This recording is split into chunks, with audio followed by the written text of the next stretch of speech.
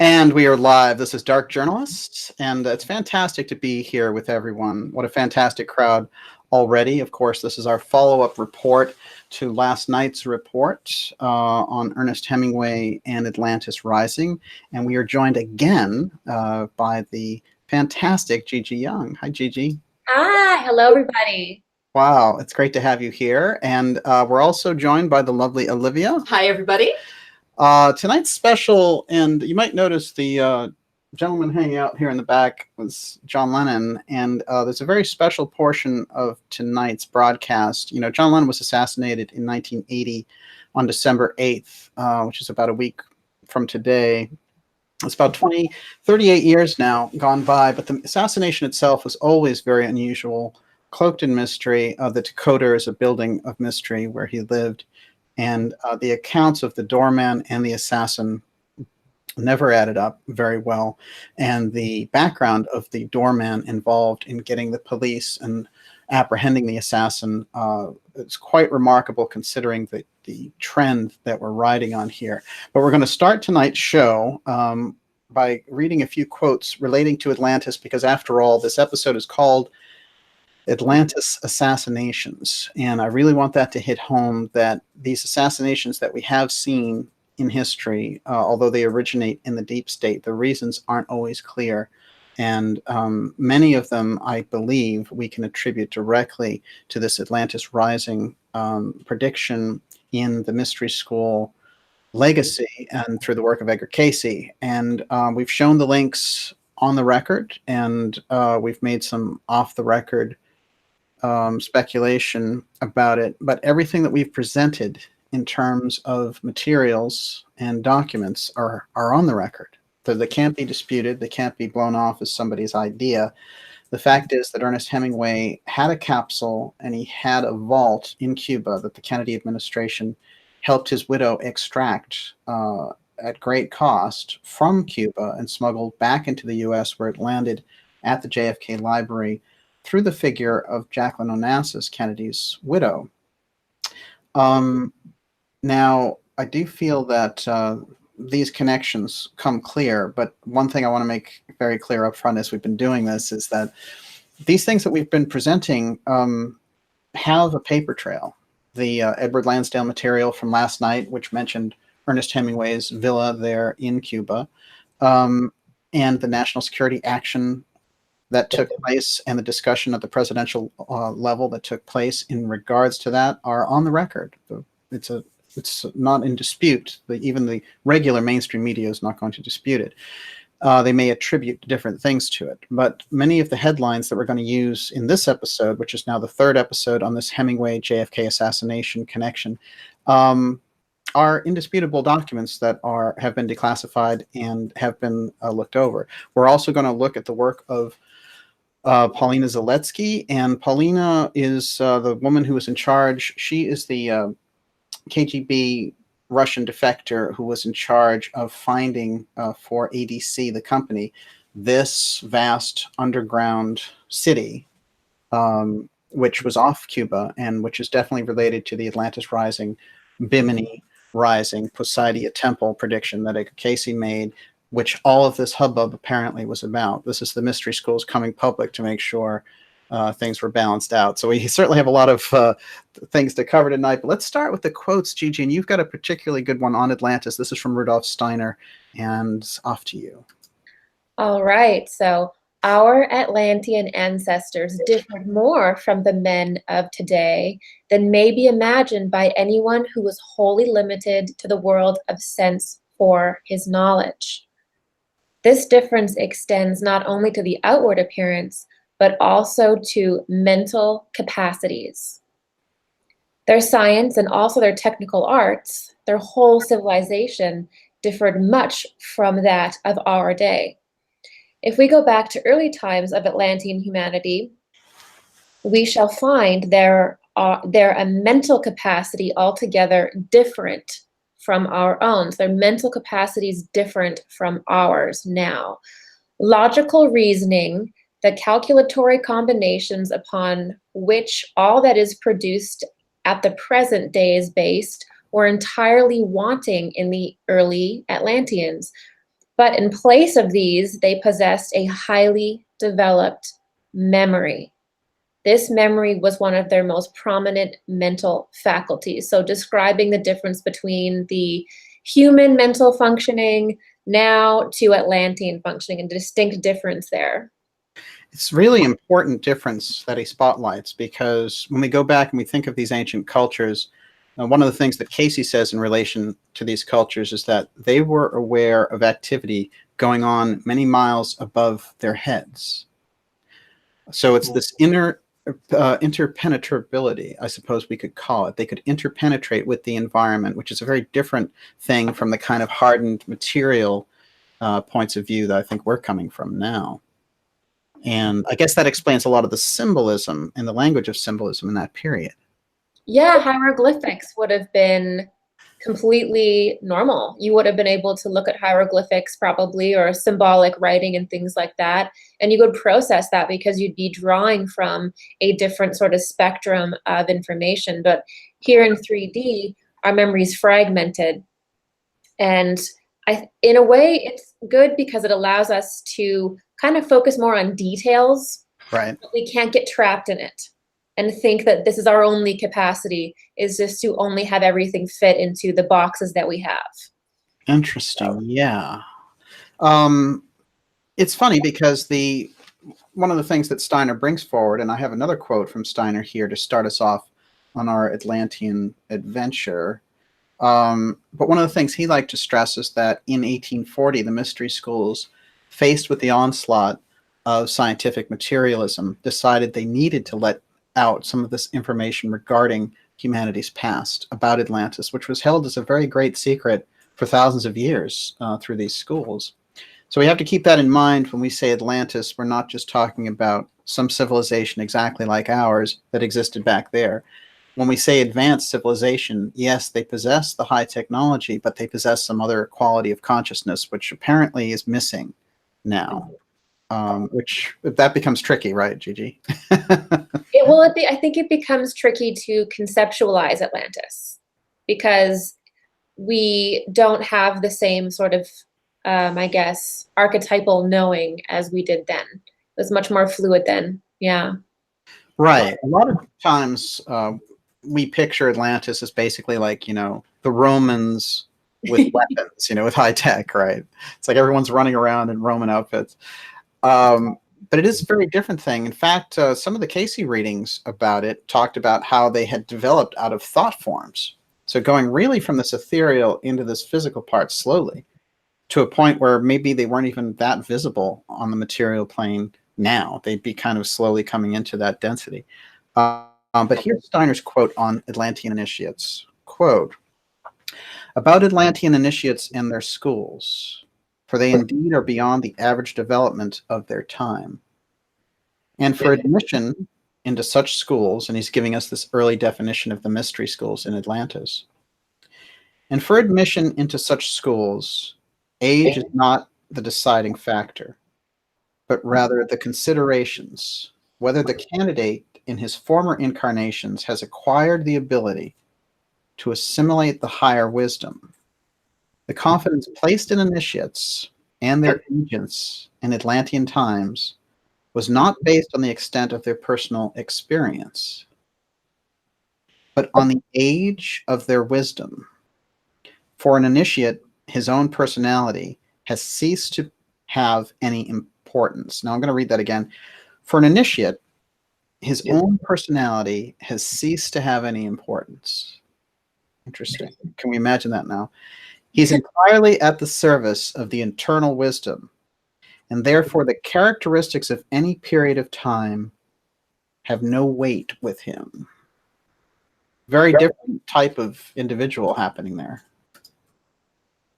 Completely. Well, even just having initiates in society is completely different. That alone, I mean, is Yes. very healthy. And then to recognize that, age wasn't so much a thing. It was, they could almost tell whether someone had lived, and that kind of, I think it's beautiful. I think we can do that today. Right. We need more of that. If we had initiates in society now, instead of just even what regular people know are kind of corrupt leaders for the most part, or glorified sports figures, for example, glorified celebrities, for example. That's a whole different type of ego trip that has nothing to do with being advanced. Yeah, nothing to do with being advanced. And I can tell you one thing, that all of this hidden occult assassination stuff, where people are being assassinated in ritualistic ways, and all these things are going on to affect consciousness and subvert consciousness, these things would be very difficult to pull off. If and cults that people get damaged in, those would be very difficult to pull off if there was initiates in society that were paying attention to those realms, watching those realms, and holding people accountable when they started to get messy in those places. Wow. Yeah, absolutely. This is the accountability that's so missing now, in that even the majority of the alternative research community or alternative media has really tried to bring this information out to hold people accountable. You know, Catherine Austin Fitts has a great saying about transparency, that where there's no transparency, there's no democracy, there's no society. And we're seeing a situation where the transparency is gone. The wall of secrecy rules the roost. And so the conditions on the ground become schizophrenic in terms of that relationship, because the people making the decisions have access to a whole different kind of worldview, all different types of information, different types of technology, different types of knowledge. So with that imbalance, we can't really see why they're doing the things that they do. And her quote is that, who are the real forces that are controlling planet Earth, and why are they acting the way that they're acting? Which I think is the ultimate question behind this show, and so much of the important work around the alternative research community. That is the ultimate. And I do feel like we're chipping away at it, sort of one brick at a time here. I do feel like we're getting places with it, but that's a great quote. Yeah, that's a great. The sentiment is right on. And now what we do with the X series, and this is, you know, we've gotten through many episodes in the X series. We're heading towards episode 40 of the X series. And what we do, for people who aren't familiar with it, is that we follow the X Steganography. That is something I discovered when I was looking into programs that had gone black. And they very often related to advanced technology, and they were predominantly on the US side, US and Canada, and sometimes the UK. But the programs would go black, and then they would reemerge with this strange X designation. So X15, you know, was a series of secret planes that were created by Walter Dornberger, who was one of the paperclip Nazis that we brought over here. And in his work in particular, I kept seeing this X. So I followed it initially that way until when I was looking around into other departments and other government agencies, I saw it used recklessly across the board. And I found close to 200 examples of it, which told me that there was a signaling router in there for it, and the way that it was being used far beyond the way that it would be used, for example, in normal exchanges. X was particularly good because it is, in fact, the least used letter to start a word. So if you had to, for example, brief a group of agents, and you couldn't give them every little detail and let them in on all that, but you wanted them to keep track of a particular program, you could use this steganography to do it, because they would be able to see and track a particular program without knowing the details and the deeper nested facts about it. This was crucial when you get to intelligence work.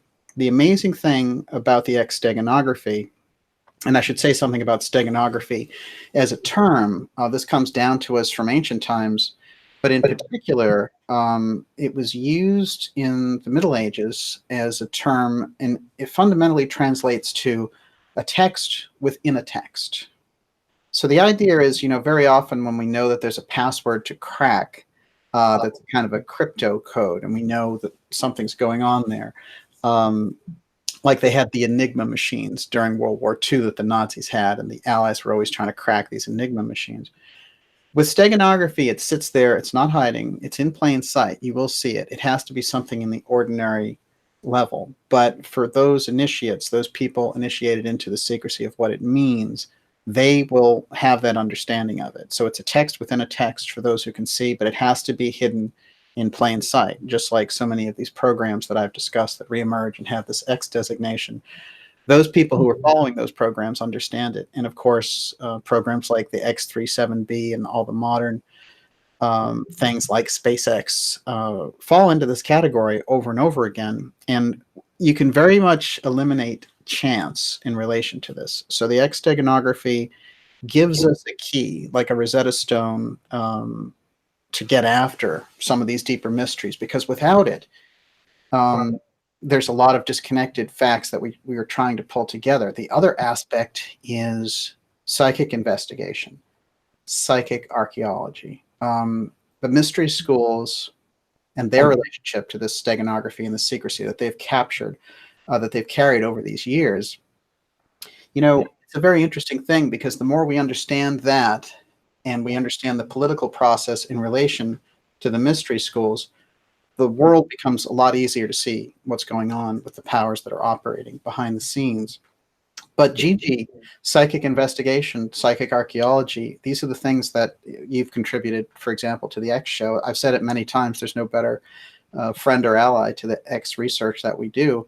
But that's a very specific kind of work, and it takes a certain process, because the regular types of research organizations or academic requirements and all this kind of research community, they don't know how to apprehend psychic information. So it's an interesting thing that we're doing. We're kind of giving it a foundation for where to start. Yeah, we are. And the thing I think about, I love the phrase psychic archaeology that you made up there. It's really good. Great coin there. Yes. The funny thing there is, I feel like there's actually two types of archaeology and two types of sort of treasure hunting and all of that. There's the one that everyone thinks about, you go to school, and then there's this psychic one that everybody uses, but nobody talks about. Because you just did a show a while ago about the crystal skulls. How did they find the crystal skull? They had that young lady that channeled the location for it. It's like finding a needle in a haystack. And the whole thing about the psychics and mediums is that they're being used all the time. I have lots of psychic friends, and and I've consulted for lots of people, and it just isn't talked about. That's all. It's interesting. It is the big, it's the elephant in the room. And a lot of people on that level, like we know, for example, there are actual software programs for Wall Street brokers that are all about astrological cycles. Oh, that's amazing. Yeah, I've come across them, and I've talked to people in that financial world who use that stuff. And so, we have to know, when we look at people like Nixon, we've done a series of episodes about his relationship to Jean Dixon and the kinds of amazing things that she translated through for him. And with people, sometimes we'll say, well, we don't know, if that's true or not. I mean, even Newsweek reported it, because the reason it's on the record in the first place, although everyone sort of knew anyway, was because Newsweek did an article. There was a guy who was looking for the earliest task forces around terrorism.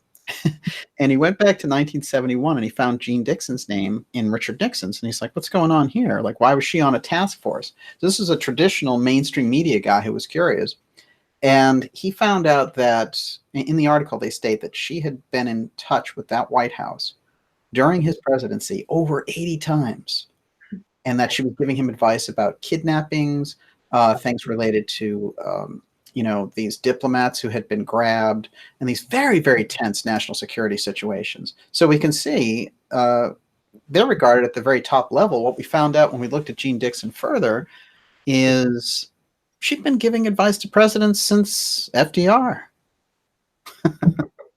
Oh, yeah. I think the world, like finding children and doing all these kind of operations would be so much easier with a room full of psychics. I really do, like good psychics though, not wacky ones, because that's a whole different story. And they're there, okay? I get it, but no, I think that things would actually move a lot faster, because they can tune into the subtle energies that are going on, and they can read those and get things faster. and predictive stuff is great. But astrology is really awesome, especially because she was an astrologer as well. So that's particularly good for a lot of different planning things out, things like that. Well, and when we've looked at the Nixon administration, there's a lot of mysticism involved. Everything from Nixon's pyramid to the Nixon time capsule containing this energy formula, which we've covered from Robert Merritt's testimony. So we can see that Nixon was somebody who was deep in the awareness of these kind of supernatural forces. But what's fascinating to me is, well, first of all, you may get that call from Trump, Gigi, now that they've seen these shows. Watch out. Oh my God, awkward. Well, my I have a family member that invented a element, and the time that he invented it was also through a Theosophical channel. So I mean, it's all there. Well, it's amazing actually, because Dale Corson, your family is fascinating. We're going to do more on your family, and it gets more and more interesting. But I picked up a picture of Dale Corson.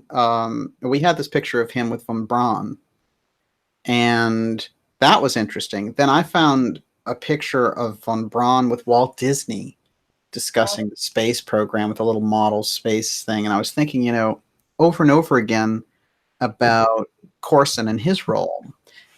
And that was kind of like the national security setup. But the other Corson thing that we found, of course, was Hiram Corson, who's there in your family line. And Hiram was the person who housed Helena Blavatsky while she wrote Isis Unveiled here in America.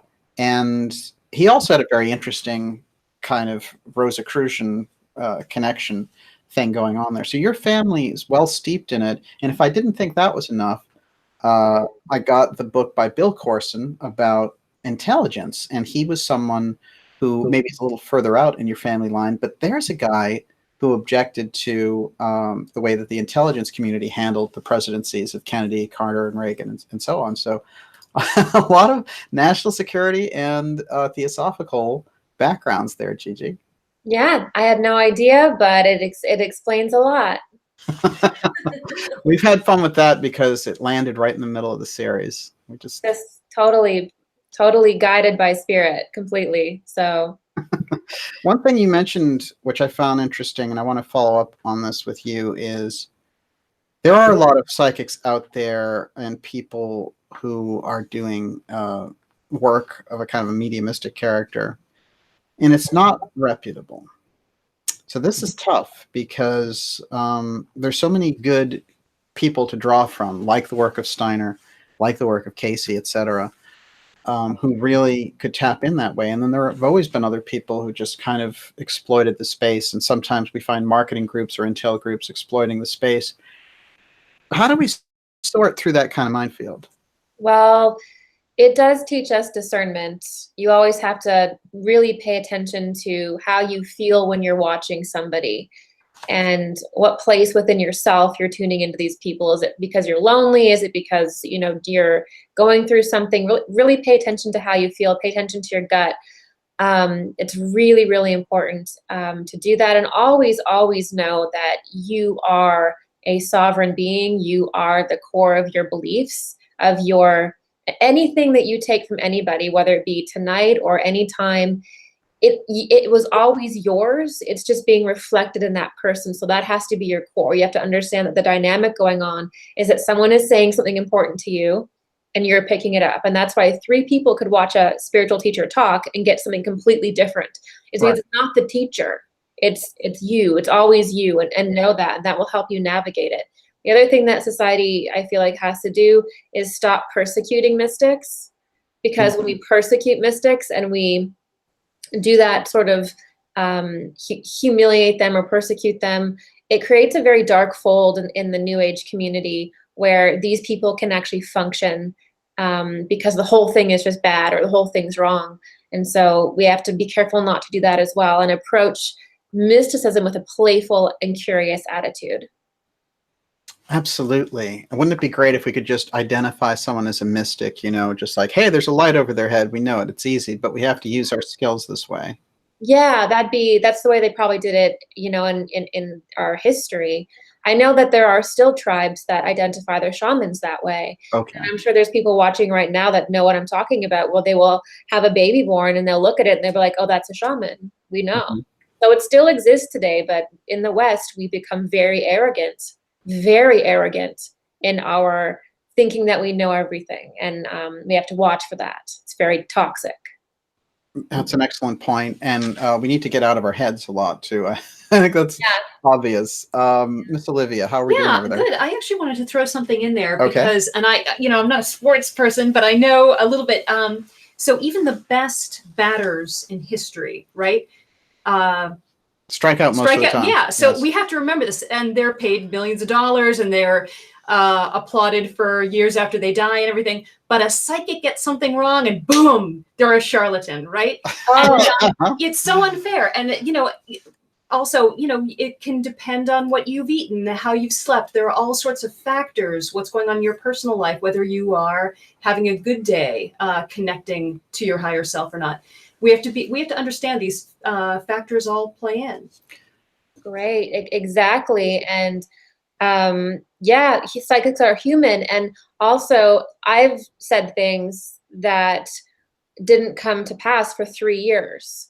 So for 3 years, I was wrong until it happened. And sometimes that happens where you think something's wrong and it happens later, or it happens in a bit of a different way. You're exactly right. I mean, I think that the ratio is a good psychic is 70%. I read that from a famous intuitive somewhere, that a good psychic is that. Yeah. So Yeah, absolutely. And then there's the whole question of timelines shifting also. oh, and that's even more crazy now. Back in the day, when you see psychics teach intuition, all that predictive stuff was much easier then, because time has shifted since 2012, and it's a lot harder to do predictive work in the same way because of the timelines. Wow, absolutely. That's a great point. I want to remind everyone that you're watching Dark Journalist, and we're here with Gigi Young. And it's interesting because we're doing the X series here. This episode is a crucial piece, the X series number 38, Atlantis Assassinations, because we're going to get into some of these very unusual deaths, like Ernest Hemingway, like his brother, even like one of his granddaughters, and take a look at his connection to this Atlantis information that comes through his mother and the Edgar Cayce work and his interaction with the material. We've shown on the record where it had a huge influence on him. One of the things I want to stress tonight's going to be particularly interesting because Gigi and I do this process where she does a lot of psychic investigating, and I've been able to come up with topics and things. And, I can say this from my own work, which is in working with Gigi, that she has this ability to reach in and look at things like timelines, things that have happened in the past with a kind of retrocognitive ability. And it's quite remarkable, and it's helped spur so many and ignite so many things in the series. Tonight, you're going to get a little glimpse of this live, as often, we trade things out, but there's a few things I'm going to ask Gigi about tonight when we get into things around the John Lennon assassination, and we'll see some of this interplay. So tonight's going to be particularly instructive for how these types of investigations can go, and that very, very important element of incorporating, as Emma Britton told us, the Orphic Circle incorporated that ability to use intuition to discern a matter that is largely in the domain of journalistic or historical research. This is a crucial factor that it's going to give us a real edge when looking at things, and we're going to need it, after all. If we're incorporating work like Rudolf Steiner and Edgar Cayce and Helena Blavatsky, they all use that ability. So we're going to incorporate it right here and do it live. So tonight is going to be kind of special that way, Gigi. Okay. We do it behind the scenes all the time anyway. I do. I know. I do it all the time. So it's good. So one quick thing, Miss Olivia, is your opening question. If you have something there, you can start with. Okay. So Mythrander07 wants to know, Gigi, do you feel that our lack of overall psychic development is one reason so many are susceptible to, quote, fake news? Yeah. We are living in a problem that is not a political problem. We like to try to make it a political issue. And yes, politics are important. They're kind of moving the smaller pieces on the surface. But we're in a moral and spiritual and psychic crisis where we have drifted so far from our abilities. And psychic abilities are instinctual abilities. We have them originally to protect us from danger. We had to be able to sense when an animal was behind us or a sound far away. And it's not weird at all. But we, for whatever reason, we pushed it away. And now we can't tell whether someone's telling the truth, where they're speaking from. We know, but we don't trust it. And we are being Pied Pipered into all these different directions because we have forgotten our ability to know. And we often laugh at those who who do know. And so we are in a crisis, and it is a spiritual crisis for sure. There's no doubt. There's no question. Excellent point. I think you hit that point where you kind of need to hit bottom as a society in order to bounce back. You know, when you think of the great things that have happened in the civil rights movement, it's when people got a look at fire hoses down there in Alabama, and they were like, oh, you know, that's where the civil rights movement really changed the consciousness of humanity. There's always that kind of crucial thing that changes our direction. And it's absolutely necessary to have that kind of awakening, that crucial moment that takes place. Yeah, I also wanted to throw this in. I had an exchange with the most lovely person on Twitter, who I feel like is coming from such a pure heart space, but is, well, how much do I say? She's not quite open to, hasn't reconciled the idea of the psychopaths and the sociopath, that evil in this world, that sort of, you know, can't we all get along in the kumbaya kind of way? And this was something that I had a hard time with. I was very naive about. And it's been difficult kind of embracing the dark side, that's well, part of our... let's really sum it up. Mm-hmm. You know, really acknowledging evil, right? Acknowledging that there's yeah, I evil mean, in the who world. wants to acknowledge evil, right? You want to feel like, oh, you know, they're all little, they weren't treated well as children. No, they're poor. If you gave them enough love, everything would work out. It seems to me, I am coming slowly to the conclusion that that is not an accurate read of the earth plane. Absolutely. Absolutely. GIGI? Love is, a lot of people, you know, I always say the psychopaths are the farthest from the sun. They've completely forgotten that they're spirit, and they're living in survival mode, right? They're living in survival, a vampiric survival mode. And the best thing to do with those people is to completely let them be, because the only thing that will work for those people, they will view loving exchanges as offensive. They you know, they're not in the same perspective. And we have to understand that we all don't have the same eyes, the same perspective. And when someone gets like that, a lot of the times it's good to just leave them be. And sometimes love can be very, very strong boundaries. Absolutely. Well, and some of them like to pretend that they're loving and use loving and light and language, and those are the cult leaders. And so what do you have to say about that? Olivia?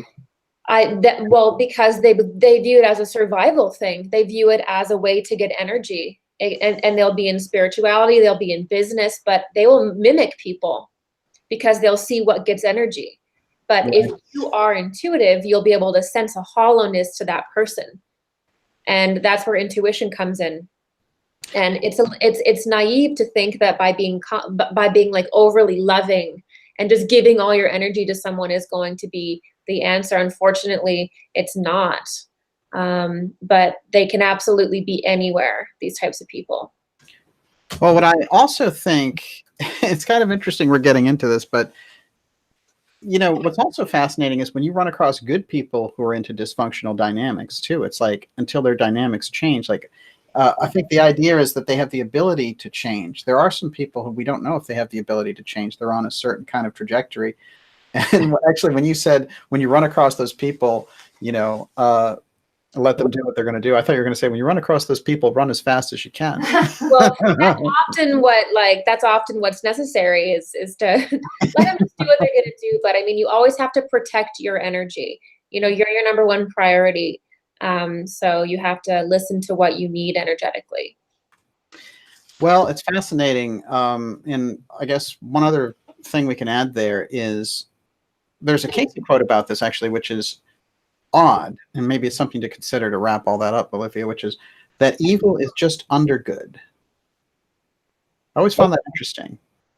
That is, there's the roots of good inside of evil, and so it's not, it's the ability is there. It's just somehow it's blocked, Yeah, and there's always evil and good, because we always have to have a sense that we are capable of evil. Every single person is capable of evil, and is capable of having a shadow, if they're not careful, that will creep up higher and higher in their reality.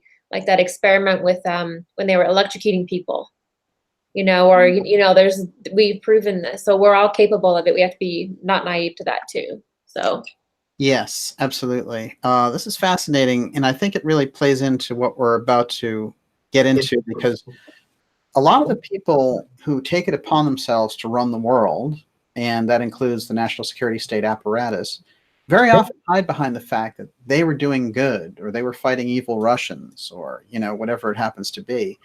So they have these constructs that allow them to grandstand as heroes, looking back on things. And even when we had the Nazis before Nuremberg, and they said, well, we were just following orders, so there's always that element there, which is there's a justification, a kind of it's something in the Gurdjieff term they call a formatory apparatus.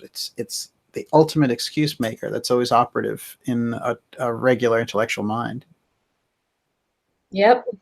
Can you go more into that? I know it's off topic, but I think I'm fascinated. Olivia, you got a point. We're going to do a Gurdjieff episode on formatory apparatus, but for tonight, we're going to get deep into this. And but thanks for let's keep track of that. Since we're talking about evil, yes. Nature of evil, are you going to start with George H.W. Yes. Bush? Yes.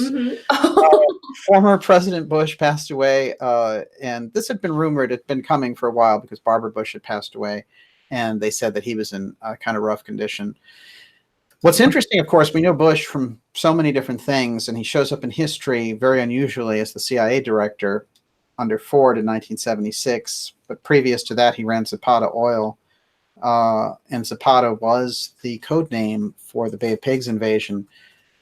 Prescott Bush, his dad, got busted at Union Bank by FDR for doing business with the Nazis and under the trading with the enemy provision. And the lawyer in that deal is Allen Dulles, who eventually became the head of the CIA. That's kind of an interesting turnabout since he was working with Bush at the time. And they say that Prescott Bush, the senator from Connecticut, George H.W. Bush, Bush 1's dad, didn't get prosecuted because he was the head of the USO. And FDR felt, well, it would be kind of demoralizing. Here we're going in to fight these Nazis, and we fire the guys in charge of our entertainment division. So they basically gave him a slap on the wrist and covered the matter up. But the Bush family had very, very deep ties to some dark forces, and certainly that Nazi post-fascist international that Joseph Farrell talks about has that incredible tight tie to the Bushes. The Bushes kind of foray into oil in Texas, being this kind of Yankee family, was very interesting too. And Bush was a very unsuccessful politician, failing as a congressman twice to win a seat, but eventually got promoted through his dad's relationship with Nixon to be the head of the RNC and ambassador to China, which really got him going. Nixon gave him those jobs because Prescott Bush had been the mentor for Nixon. So there is that very, very interesting revolving door of power there. But, people very often, when you say, oh, you always think the CIA is running the government. Well, at a certain point, George Bush was actually the CIA director and the president, right? So he was the former CIA director who became president. So that's the CIA running the presidency, I think.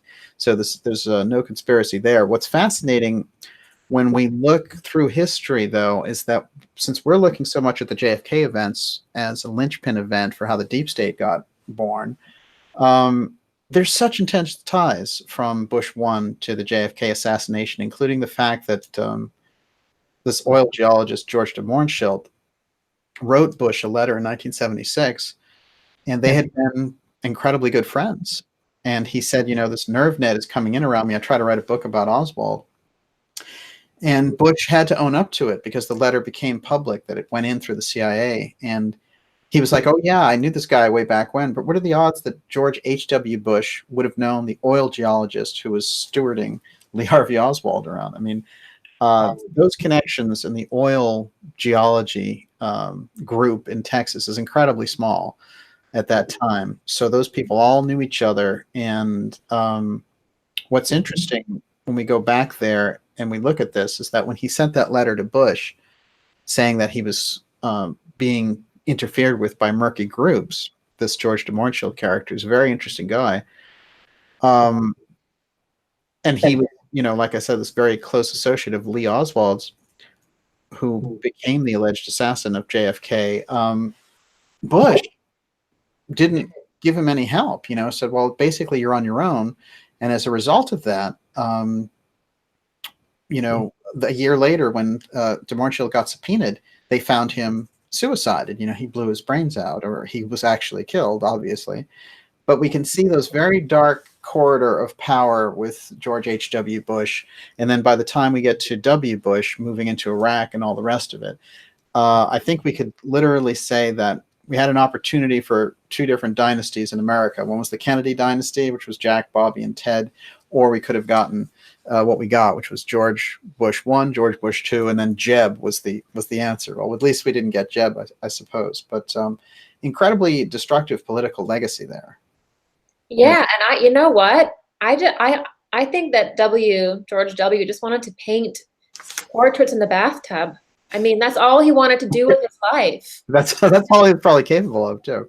Yeah, that's what he wanted to do with his life. But I think he was forced into that. Yes. I think he was a softer character that was kind of forced to do what he did. Yeah, he's the real puppeteer of the Bush W administration, George W. Bush, was Cheney. There's no question about it. And Professor Peter Dale Scott, whose work becomes a foundation of dark journalism on this show and the time that I've spent with him and the different interviews that we've done. But his work, I mean, I've been so into his work even since I was in college. But Professor Scott coined the term the deep state. And his fundamental thing was the deep state. A big core aspect of it was the continuity of government and group. And this group would always show up around deep events. And the continuity of government group was based around the idea that if the country was destroyed in a nuclear attack or the presidency was destroyed, there was an underground government that would take over. And it was always those people who were working in that underground element, like Cheney, like Rumsfeld, like John Dean, who were associated with it, who would show up in these strange events like 9/11 or Watergate or Iran-Contra. So there was something about that secret corridor of power, which was ultra classified in the continuity of government COG programs. And by the time you get to W. Bush's presidency, you're in the heart of COG country because you've got Rumsfeld taking on the role of defense secretary for the second time. He was already defense secretary, one of the youngest defense secretaries in the 70s. He comes back in 2000 as defense secretary. And then there's Cheney again. And now he's vice president, so he had been the original guy in the Iraq war. So these guys and the way that they're moved around on a board represent probably the closest thing that we have in the public to a deep state that we can actually get our hands on and see, because they're the living reflection of it. And they always seem to have some puppet around, like W, for example. Yeah, they're up to things. And hey, well, you lived in Texas. I did. Yeah, they're up to things. They're definitely up to. There's some strange things that happen in Texas too. There's a lot of military bases there. Yes. And there's a lot of things that happen there. And I think that they're really motivated by money, and I think that they're very fearful. Completely different than some of the other dynasties I think that are around, political dynasties. No question. No question. The Texas is also known for a very high incidence of UFO sightings, which I found quite remarkable. West Texas. Yes. Okay. West Texas is insane. I know so many people personally that have had experiences, people that don't believe. Wow. The Marfa lights are amazing. I saw the Marfa lights. They're these little lights that appear and disappear and merge together. Nobody knows what they're up to over there. I went there, and there were these people that had these strange instruments, and they were watching the Marfa lights there, and they were like, la la la la la la la, and they were having like, they were having ceremonies and stuff. Texas, That's great. no, it's strange. Yeah, so Texas, there's a lot of things going on in Texas. Very, very interesting. The other high incidence of UFO sightings is right above us in New Hampshire, which is very interesting. They have an incredible high incidence of sightings. New Mexico, Texas, New Hampshire, and Arizona are the highest, and then California and all the rest of it. But I always find that interesting, and I have to say a lot of the sightings in Texas, I've always felt, like Nevada, are probably engineered craft on our side. That just the public's not aware of as much because there's so many experimental bases down there. Yeah, definitely. Same with Nevada. Yeah, that whole area is really experimental, and a lot of it probably is. Yeah. It's interesting because it gets us around to this question of what do we know about? And this, so many people were compelled.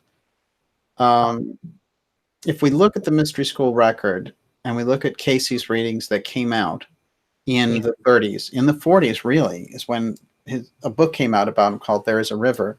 And so many people got into this stuff. Before that, he was a very obscure figure, and he lived most of his life that way. He wasn't famous.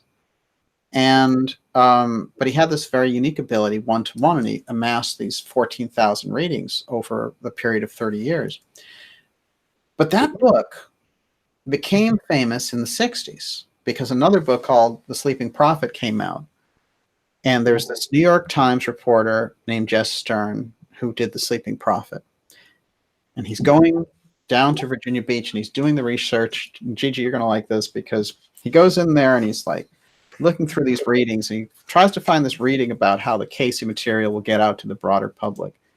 And he's going through there and he finds Cayce has penned his own name, Jess Stern, in the records as somebody who will bring his work out. Are you kidding? No. Wow, I didn't know that. Yes. Unbelievable. And he became the author. Casey. It's not a common name. That's crazy. No, it's not. Wow. This gives us some idea of the real vision of the man. And Stern couldn't believe it. He's sitting there looking at the archives. If you've ever been in that room, it's interesting because you have all these readings. And they computerize some of them, but very often people just open it up and they're in plastic and you look at them. He's sitting there doing research and his own name is in there. Oh my gosh. That's like a little wink. So what happens is he writes the book The Sleeping Prophet, and there's a big piece in there about Atlantis, and a big Atlantis craze happens in the 60s. And Donovan does a song about Atlantis, and suddenly there are movies about Atlantis, and this thing is kind of getting around. And one of the predictions that Cayce made was about Bimini. And this is also very interesting because he said parts of Poseidia will rise. And this is where we get to this Atlantis Rising theme that we've been working on.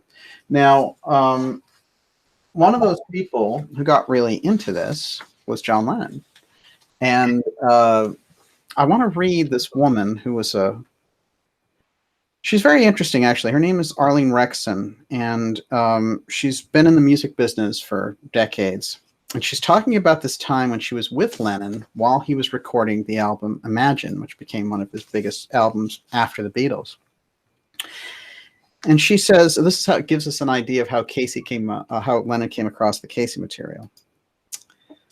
So one day, Arlene, she was working on a Sunday, and she didn't know who or why she was supposed to be working, but she'd agreed to this friend, that she would go and do this. She had no idea who was actually working in the studio at the time. The session was for orchestral overdubs for Imagine. And soon she met John Lennon and Yoko Ono. During the sessions, she said, quote, "I was reading an Edgar Cayce book on Atlantis, and John went to take a break and said, 'Can I borrow what you're reading?' I said, sure, and he took the book with him into the bathroom. When he came back, he asked me, 'Can I have it?' He wanted the book. So this is the Edgar Cayce on Atlantis book, and this is how it got into John Lennon's hand.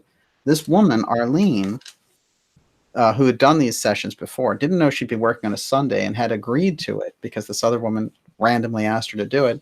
And then the Edgar Cayce on Atlantis book got into John Lennon's hands. Quite interesting, kind of fluke of fate there. And so that gives us the first kind of glimpse. I mean, Lennon had very unusual interests in psychic phenomena. His best friend in the 70s was Uri Geller. Oh my gosh. It is interesting. It's kind of fascinating that he had this whole connection to the subject. Now, during the 70s, he took 5 years off from 75 to 1980. And in that period of time, he hung out with Uri Geller. He developed his own interests. And one of the things he became very interested in were these Cayce readings relating to Atlantis Rising. And one of the things that Yoko Ono and John Lennon did, but mostly I think at Lennon's instigation, was to try to buy lots in the Atlantic Ocean, as Les Hemingway had done a decade previously, for when this Temple of Poseidia, this Atlantis land, would rise. And this was something that was happening there as a result of these Cayce readings getting public. People were getting interested in Atlantis Rising and trying to figure out where it was going to be. And these truly rich people were trying to figure out where exactly is it going to be rising. So one of the fascinating things that I pulled out in looking at Lennon's background, we'll take a quick look at Lennon. I mean, just an incredible figure. And, you know, of course, we're going to speak about him and the memory of his death. But the things he did when he was alive really are what make him a remarkable character. And, you know, the people who lived through, he was an icon of his generation. And he was always working on this peace topic. He's an incredible musician. Obviously, almost anyone would put him in their top five as one of the greatest of all time. A lot of people just think he was the greatest, period. And so in looking at him, he's a very complex figure. So we can only kind of scratch the surface with him tonight. It's a remarkable human being. But we will look at this one aspect of his life and how he was assassinated at the end of his life because of the kind of work that he did and the type of political enemies that he had. But we'll keep in mind the fact that he was just a remarkable individual. And just take a quick look at Lennon here, who was a large inspiration on me, of course, when I was growing up. And I felt like, you know, he was this figure back there who had died, and I just needed to learn everything about him. And I think he's one of those people, very few people have made that kind of an impact on planet Earth as John Lennon. A couple of interesting things about him, and he did develop quite an interest in Cayce's work over time. But let's look at this, which I think is interesting. So in this article, which goes into a lot of things that people didn't know about that he was working on in those 5 years where he had retired from music. So there's an article here where an aide is discussing what he and Yoko Ono were into when she lived with them. And she said, Lennon transformed a vast room of his apartment into a mystical Egyptian-like temple filled with relics of ancient religions. He and his wife, Yoko Ono, hardly ever made a move without consulting clairvoyants, astrologers, or numerologists. Giving us some real idea of the character of the man and his mystical, esoteric side. Getting very interesting. In the eerie world that Lennon created, he came to see his son and himself as one. He had a son. The son they're talking about is the son he had with Yoko Ono, which is Sean, in 1975. And he considered Yoko not just a wife, but also a mother, and he called her mother right up until his tragic death. When he was finally convinced that his son's transformation was successful, Lennon, who had had a fairly robust security detail, decided not to carry so much security when he was out and about, which I think is kind of interesting considering the timing.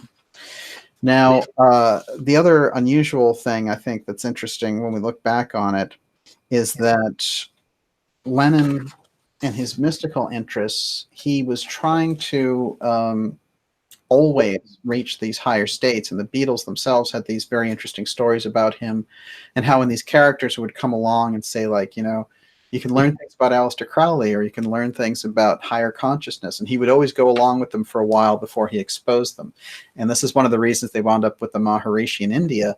And they had gone there thinking they're going to reach nirvana and all the rest of it. And then the Maharishi made a pass at, what is Mia Farrow's sister's? Prudence. Dear Prudence, exactly right. So all these very interesting experiences and disappointments that he had in relation to this. But the Cayce work was something... along with his relationship with Uri Geller, that I think really formulated this hardcore interest in Atlantis. And there are, there's this whole series of stories about him buying these lots of Atlantic Ocean where he thought it was going to rise, but he actually bought an island in the Atlantic Ocean, probably thinking it was related to all this, a small island. And we're going to get into that tonight also.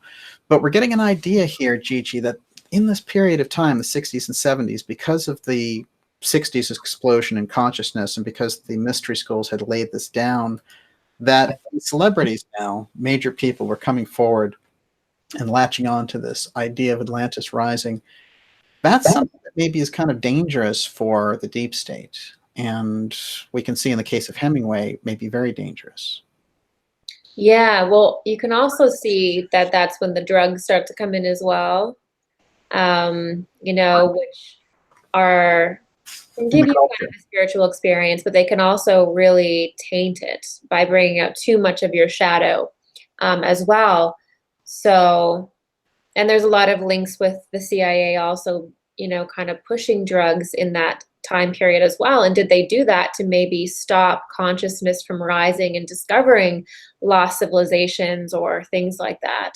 So it was definitely it was kind of a beautiful time. And then I think people were really starting to come back to themselves a little bit, but there was a shadow side that did creep in. Yeah. Yeah. Well, there's a fearlessness, like a lack of caution, and a recklessness that they wanted the world and they wanted it now, Yeah. Mm-hmm. Well, there are explanations too. Eugene McCarthy was a peace activist who became a candidate for president. He was a senator from Minnesota, and he inspired the college kind of liberals to have this peace movement. And the peace movement was very sophisticated little movement and was not into being like hippies and turning over cars and getting deep into drugs. And they've often said that they targeted that movement, which was a very effective peace movement that knew how to put together protests and fight the Vietnam War and all the rest of it.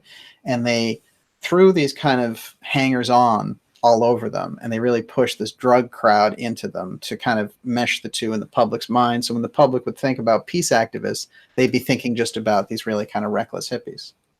Yeah, exactly. So they were able to kind of maybe make it less of a spiritual revolution as it could have been. And, here you have John Lennon and you have Hemingway. They're out in boats looking for something. There's a renaissance going on there. But there were some kind of odd circumstances that definitely tried to stop major figures from discovering maybe vestiges of lost civilizations. Yeah. Well, this is interesting because what happens when the culture gets ahead of the deep state? I mean, with Kennedy, that began to happen. And obviously the response on that was pretty clear. The strange thing about Hemingway, I feel, is that he was very good at keeping secrets. And so the things that we've uncovered about, his mother being associated with Cayce, and he and his brother, Les, looking for and naming New Atlantis and buying up lots in the Atlantic Ocean for when it would rise, and also being in this healing well in Bimini and the documentaries they did. I mean, Les also wound up being assassinated. So whoever was on this tip and on this program, deep in the CIA, deep in the deep state, he looked like a pretty good threat too. And he obviously was eliminated himself only 2 years after he came out with his story about this healing well. So we can see that the families here, the Kennedy side and on the Hemingway side, were certainly targeted by this force. It does appear, and not only, once or twice, but continuously. I have a lot of questions about the Hemingway's father as well. I think he's included. He also committed suicide as Right. well. I have questions about that. I feel like there's something there too. How long has this been going on to the Hemingways? It certainly has haunted the Kennedys generation after generation, but is there something with the Hemingways as well? So, because there's like at least three generations there of heavy mysticism and also suicides. Well, I think when we look at Les in particular, and you and I have both kind of tuned into Les a little bit, I think because he's sort of a kindred spirit in a way. But there's something about Les looking for Atlantis, naming New Atlantis. As we found yesterday, he's the person who originally discovered the Cuba ruins that we're going to talk about tonight, which Paula Zalitsky's team went down there and found these temples off the coast of Cuba and took these amazing pictures, and then the whole thing was clammed up. But he was the first one now that we've discovered had this experience of seeing that and reported it, and he got that into the mainstream.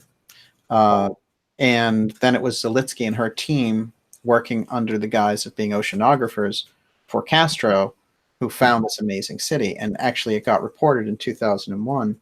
So we can see that they were onto something. Cayce was onto something. The mystery schools were giving the culture something, and it got blocked, and it's still being blocked. And this is a major kind of issue that's happening because they want to control that moment when that land rises, and they want to be the ones far in advance of anyone else who find things like the Hall of Records from the Atlanteans, for example. Oh, they definitely do. And Les, he wasn't quiet about it. He named his boat New Atlantis. He's out there in his boat that was called Atlantis, and he's sailing around. He had the documentary crew follow him around, and he was in the water with his daughter. Like, he was not quiet about what he was doing at all. Right. And I think that was really not something that they wanted in people's consciousness. Yes. Well, one of the things we've done in the last 2 episodes is bring that Kennedy Hemingway thing to reality. Now somebody on the research side can really look at this. Now we've got a kind of a breakthrough in that changing history. We understand that this is what was happening with Hemingway, that JFK made these extraordinary efforts to get that vault out of Cuba. And then we all know the strange tainted history of it coming here and Jackie Kennedy getting it, but then Mary Hemingway's aide saying, oh no, she only got a very small portion of it, and the rest was in a vault in New York City. So we've got a lot of things here to sort through. But what I'm going to do is I'm going to go to Lennon and this curious circumstances around his assassination, since we're close to the anniversary. It's a little dark, but I think we might get some answers here, in keeping in mind that he was somebody who was dedicated to this Atlantis Rising proposal. By the way, what did you think of him keeping that kind of mystical room with all these artifacts of Egypt and all this?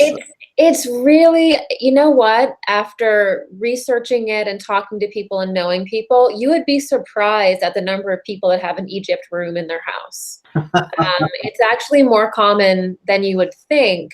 So I wasn't surprised in that sense, but I really feel like he was told and he felt like he had a past life in Egypt, and he felt or was told by clairvoyance that he had past lives in Atlantis. And I do feel like on a deeper level, they're looking for themselves. And this is the kind of the mystic view, is that, when Les and Hemingway are out there on the water, they're looking for a piece of themselves, of their past, of something that they're missing within their memory. We started with a quote of remembering. Here we have Hemingway talking about fifth dimensional time.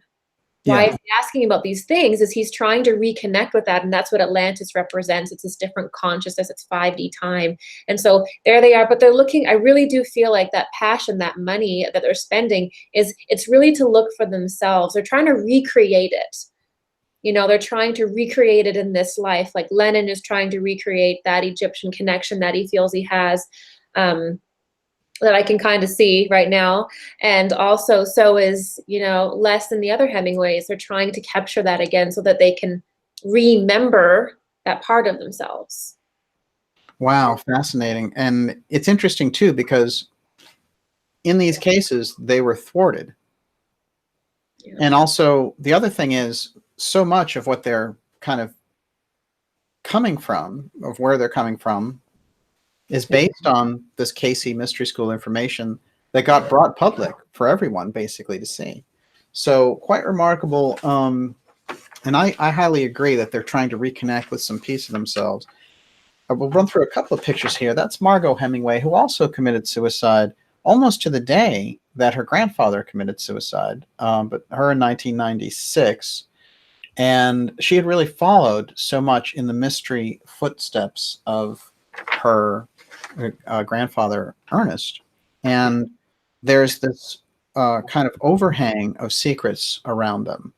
And she gets into it a little bit, but it's really Mariel who brings that out, that it was just a very hush-hush thing to talk about Ernest Hemingway in the household, which I find really quite fascinating. And I think we get a real feeling there for, it was a little bit deeper than just the fact that, hey, you had a controversial, famous grandfather. It seems like they were really trying to keep them away from the secret. Well, if the secret had killed people in the family, Right. if you love your children, you're going to be like, can you just please stay away from that? Just don't look into that. Don't, you start looking into that and people start coming around the house and looking in the windows or whatever, Absolutely. So. Yeah. Great point. Let's take a little bit of a look at what the secret was all about. This is a map. I've been showing it in these episodes now. This shows us where Bimini is here. Right off the coast of Florida, literally 30 miles. So remember that Cuba's only 90 miles off. So this is just a short distance. That's pretty easy in a boat. This is where Cayce identified the first ruins of Atlantis would rise, the Temple of Poseidon. And he said, you'll be able to see it in 1968 or 69 while it's on the way up. Basically, it'll still be underwater. And in fact, the Bimini Wall was discovered by a diver, J. Manson Valentine. And the wall had this incredible structure and was clearly man-made. But they try to say controversially, oh, it's beach rock or whatever. But there have been a number of things. I mean, Paul Zalitsky's team went down off the coast of Cuba, and we know they found hieroglyphs in their temples. So you're not going to say that's beach rock. So, the old excuses are kind of gone. But what does this mean? What does this chart even mean? Because so close to this chart also is the Bermuda Triangle, which is there off Bermuda, the Bahamas, and Cuba. So we have all that. And on the other end of this map over here, we have Yucatan. So Yucatan is also quite interesting because it figures prominently in the Cayce readings as a place to where the fleeing Atlanteans took to, and they also buried this Hall of Records there in Yucatan. So we've got under the Sphinx right paw is the first Atlantean Hall of Records deposited there. The Cayce said would be open when the time was right. And we have the Temple of Poseidon rising off Bimini. That also has these Temple Hall of Records from the Atlanteans, which includes that history and the memory of the Two-Eye Stone and actually construction, how it was constructed, which may be what all of this is about. And then finally on Yucatan, there was a group called Iltar, which left Atlantis and went to Yucatan and created these temple structures and placed the Hall of Records there. So those are the three locations that Cayce says are one, very enigmatically. The records are one. So it's the same records, but he often calls the location one. So maybe somebody can really kind of interpret that on some level. But here we have him identifying this specific region, Cuba, Bimini, Yucatan, as where the remnants of Atlantis will rise, citing Bimini as first. So when you think these groups are looking at this, GG, they're looking at it and saying, we have to be on top of this. If this is rising, we're going to grab it before anybody gets a hold of it. Oh, yeah. They definitely want that. They want everything. They want every artifact. They want control of that. Yeah, they're absolutely. So this gives us the kind of setup to understand why somebody like John Lennon, aside from his political activism, would pose such a threat. Now, one of the things about Lennon is during the Nixon administration, he was a very active participant. But by the time 1980 rolled around, his activism had turned inward very much. It wasn't so much political anymore. So this is a little look at John Lennon in his heyday as a Beatle. Just a remarkable trajectory. I don't think anything or anyone was really more famous than the Beatles back then. It was untouchable. And, Lennon became that real icon of his generation, but quite a rise to fame from being basically in Liverpool and having I wouldn't say his upbringing was pretty hard because his father left him and then his mother left him with an aunt. And then when she came back and he was a teenager, they developed some kind of relationship, and then she was killed in a car crash. So he had kind of a tragic overhang and a searching overhang in life generally. And this kind of made him project out and be this incredible star. But I guess that was kind of inevitable. Anyway, this shot, which I've always found very eerie, is just before his assassin kills him. And the same evening that he is assassinated by this guy, he gives him an autograph.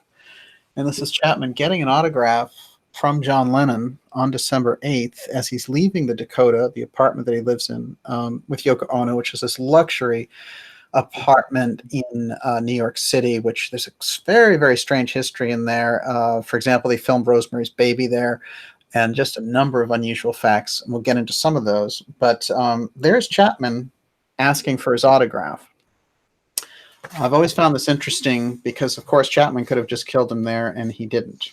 Chapman's a very, very unusual figure and falls into this kind of MK Ultra sort of patsy vibe that you get with Lee Harvey Oswald, Sirhan, and these other kind of zombie assassins that are set up, including the fact that he traveled the world, even though he'd only been a security guard and had practically no money at all, but he traveled to Switzerland. GIGI, he even traveled to Beirut, and going into Beirut in the 70s was like going to Iraq during the Iraq War. It just wasn't heard of. So there's quite a track record there of him being built as a mind control assassin. We need to look closer at this in society because this happens a lot. And yeah, there's no question in my mind that, a lot of people realize that, but yeah, he was being, used. No question. Let's take a little bit of an insight into Mark David Chapman briefly. One of the things that he said was this trigger for him to assassinate Lennon was reading obsessively The Catcher in the Rye. There's Mark David Chapman with the book. And you had some impressions of him when we looked at him. And I asked you to kind of tune in on who he was. Can you give us just a little bit of that as I get into his bio? Yeah, I don't like where he is inside. I do get the impression that he is very fractured, and there's a very kind of dark, evil side, and then there's, kind of other personalities in there, but he's sort of functioning from different personalities. And if you look at his pictures, you can actually see this. In that picture, you can tell that there's something going on there behind those eyes. It doesn't take a psychic to see that there's something in there, right? Right. And if you look at other pictures he has, there's something else in there. And so that's what happens. Maybe multiple kind of dissociative personalities. Different sort of, you're almost like possessed by different personalities that can be triggered by things. Catcher in the Rye could be involved in that, or it could have nothing to do with Catcher in the Rye. It could just be a distraction. So, but yeah, definitely, he kind of has that like Manson-y energy as well. That feels very fractured to me, where it's just so polarized that it splits. And that's something that we, as the population, need to become more aware of, can be weaponized. Absolutely. I think a great example of that is the Batman shooter. And whenever I looked at him, I could see that he had been programmed to do these things. And you can just see the kind of vacant, the personality has vacated. Yes, and as humans, we have this ability to sense if somebody else in our tribe is sick and not well. We have the ability to sense whether our children are not well and people around us. This is not a woo-woo psychic thing. This is a deep instinct that we have with people. And some people can be very accurate about it, and some people can be just like something wrong with that guy. But you can sense when people are troubled like that. Excellent point. And I think you really do get a feel for that deep dysfunction, which makes him highly susceptible to hypnotic programming. Yes, well, yeah, and that would be what would be used probably from a child, probably something, happened there way back then. Now, an odd aside to this, and you can't make this stuff up. Here we have J.D. Salinger, close friends with Ernest Hemingway, and Hemingway's children saying that his favorite book, Hemingway's, was The Catcher in the Rye. Ugh. I mean, the odds on that are pretty extraordinary, especially with some of the themes that we're developing here. And what are the odds that Ernest Hemingway, his favorite book is going to be Catcher in the Rye, which turns out to be the assassin's trigger manual for killing John Lennon, who's also looking for Atlantis? It's really weird. And he had a potentially signed copy of Catcher in the Rye as well. Yes, he did. Yeah. At his Cuban villa. Yeah. So he had him sign it, and that was in his library. So quite remarkable. This is Lennon and Ono just the day before he was shot, and this was the new kind of John Lennon coming out to the public. He now had a new record out called Starting Over. He was done with his retirement, and he had a 5-year-old son, Sean, and he was coming out, and he was, thinking even about touring. He had a second album ready. I mean, this was a guy who was reemerging in public life after missing in action for 5 years. What I should say is one of the things that he was exhausted about when he retired was that the Nixon administration pursued him endlessly to get him out of the country. And there's a fantastic documentary called The U.S. versus John Lennon, which shows their amazing wiretaps and talks to the people and the agents who brag about that they did this to him, that they went through his mail and they wiretapped him and they wanted anything that they could use, a drug bust or whatever, to get him out of the country, because Nixon was very concerned about him leading a revolution or an anti-war thing. And what's funny is that by 1975, of course, Nixon had been forced out of office himself, but Lennon nonetheless was exhausted with all this, going to court all the time, just about to be deported, not being allowed in the country. So this really kind of drove him down. So he'd been in the middle of that political storm, he was on President Nixon's enemies list.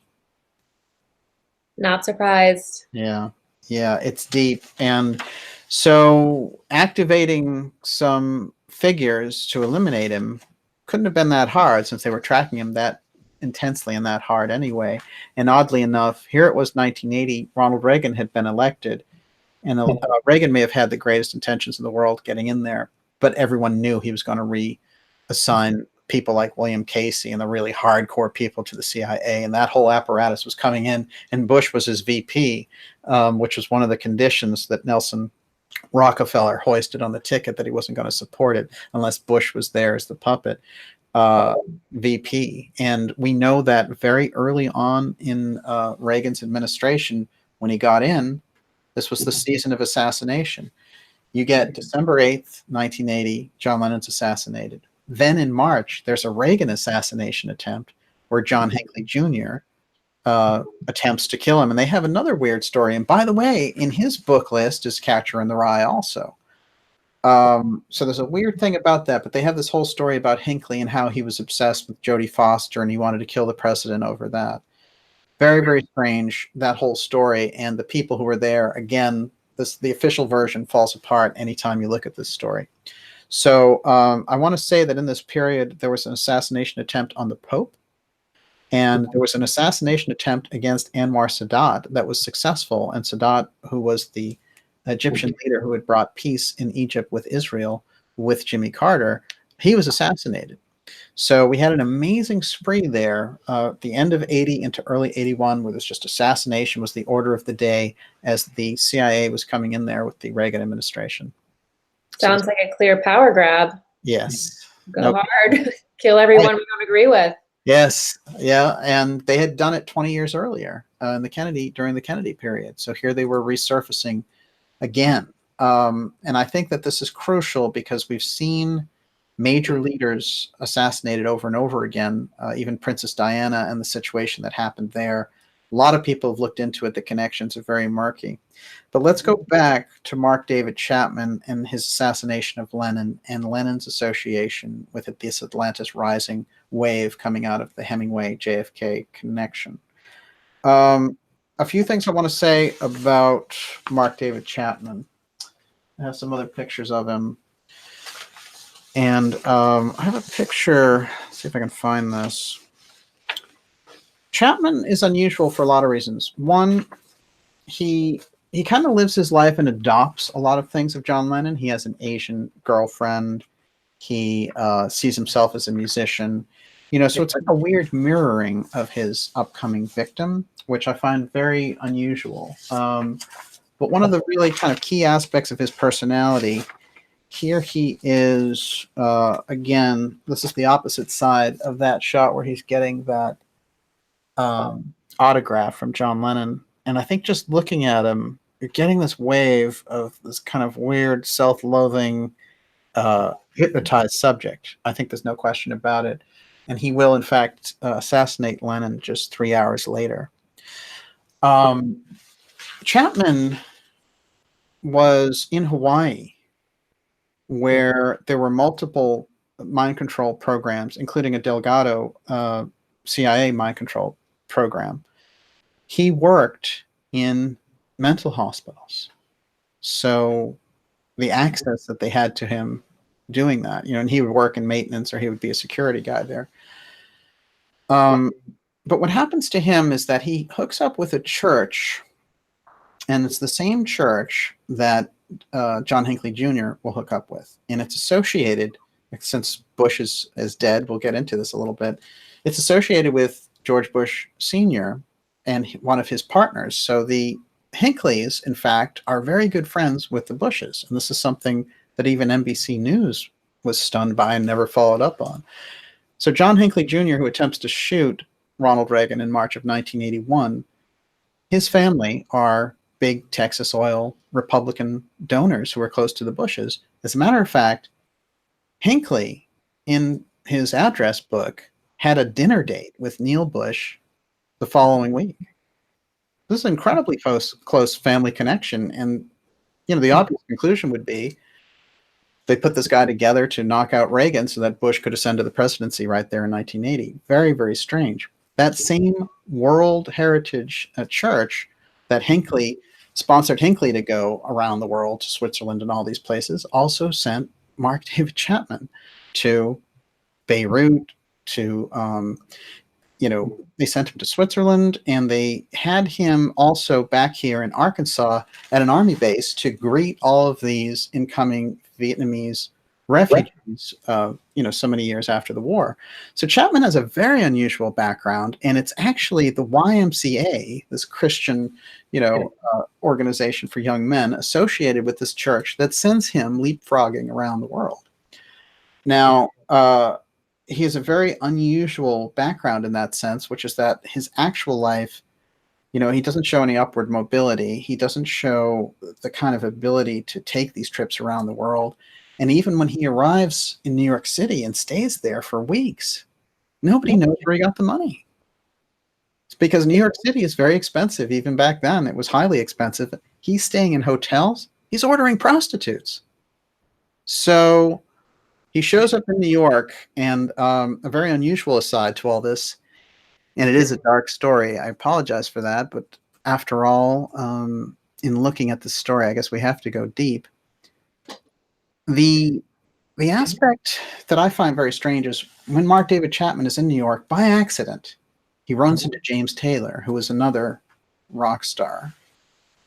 And it's almost like his programming freaks out and takes over, because James Taylor says that he walks around frantically after him and tries to engage him in a conversation, so much so that he remembered him, so that 3 days later when he assassinates Lennon, he's got this guy in his mind, even though it was a random meeting. I think it set off the programming, because there he was ready to kill. Now, a few things that are interesting also about the Catcher in the Rye aspect with Mark David Chapman, for me, is that when he goes to remember why he did it and all the rest, he says, I just heard a voice in my head saying, do it, do it, do it, do it, and it wouldn't shut up. So it seems like hypnotic suggestion. That's my first take when we get into it somehow. Yeah, that's exactly what it sounds like. And there was probably somebody who was upstairs or in a higher location that was watching and, you know, saw, kind of arranged it and had him do it. It was probably highly arranged and triggered through hypnotic suggestion. Yeah, you know, Manchurian Candidate. That's an excellent point. That's exactly what it was. This one, which I find particularly interesting, comes out of the Daily News, and well, I'm going to show this first so that we're all back in the mentality of connecting up this incident with the Hemingway incident. This, which was carried in the Nation magazine, hardly a fringe magazine. Oh, it went out of focus. Let's see. Okay.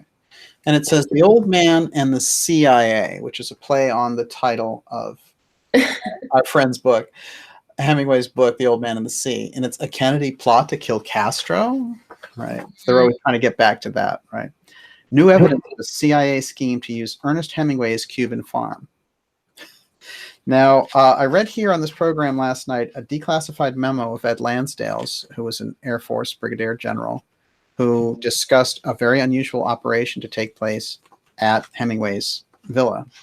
And people like Arthur Schlesinger, who worked closely with the Kennedys, were flat out saying that it has nothing to do with assassination, and you would never assassinate Castro at a high-profile place like Hemingway's villa. So the question is, what was going on there?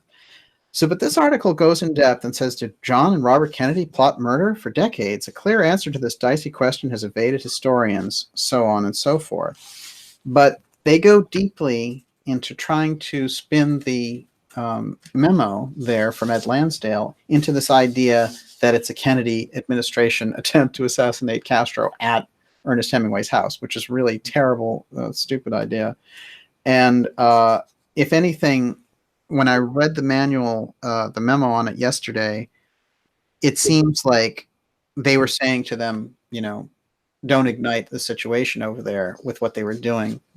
But there's no proof of assassination. What I find interesting about this, though, is that over and over again, when they're talking about it, they keep bringing up Ernest Hemingway's ranch and tying it in with Lansdale and this intervention. But it's this mainstream media, now that the document is out there, they don't know how to spin it, because what else do you say about the fact that there was this incredible vault in Hemingway's place that the government needed to get their hands on? So they have to spin these wild stories about assassination.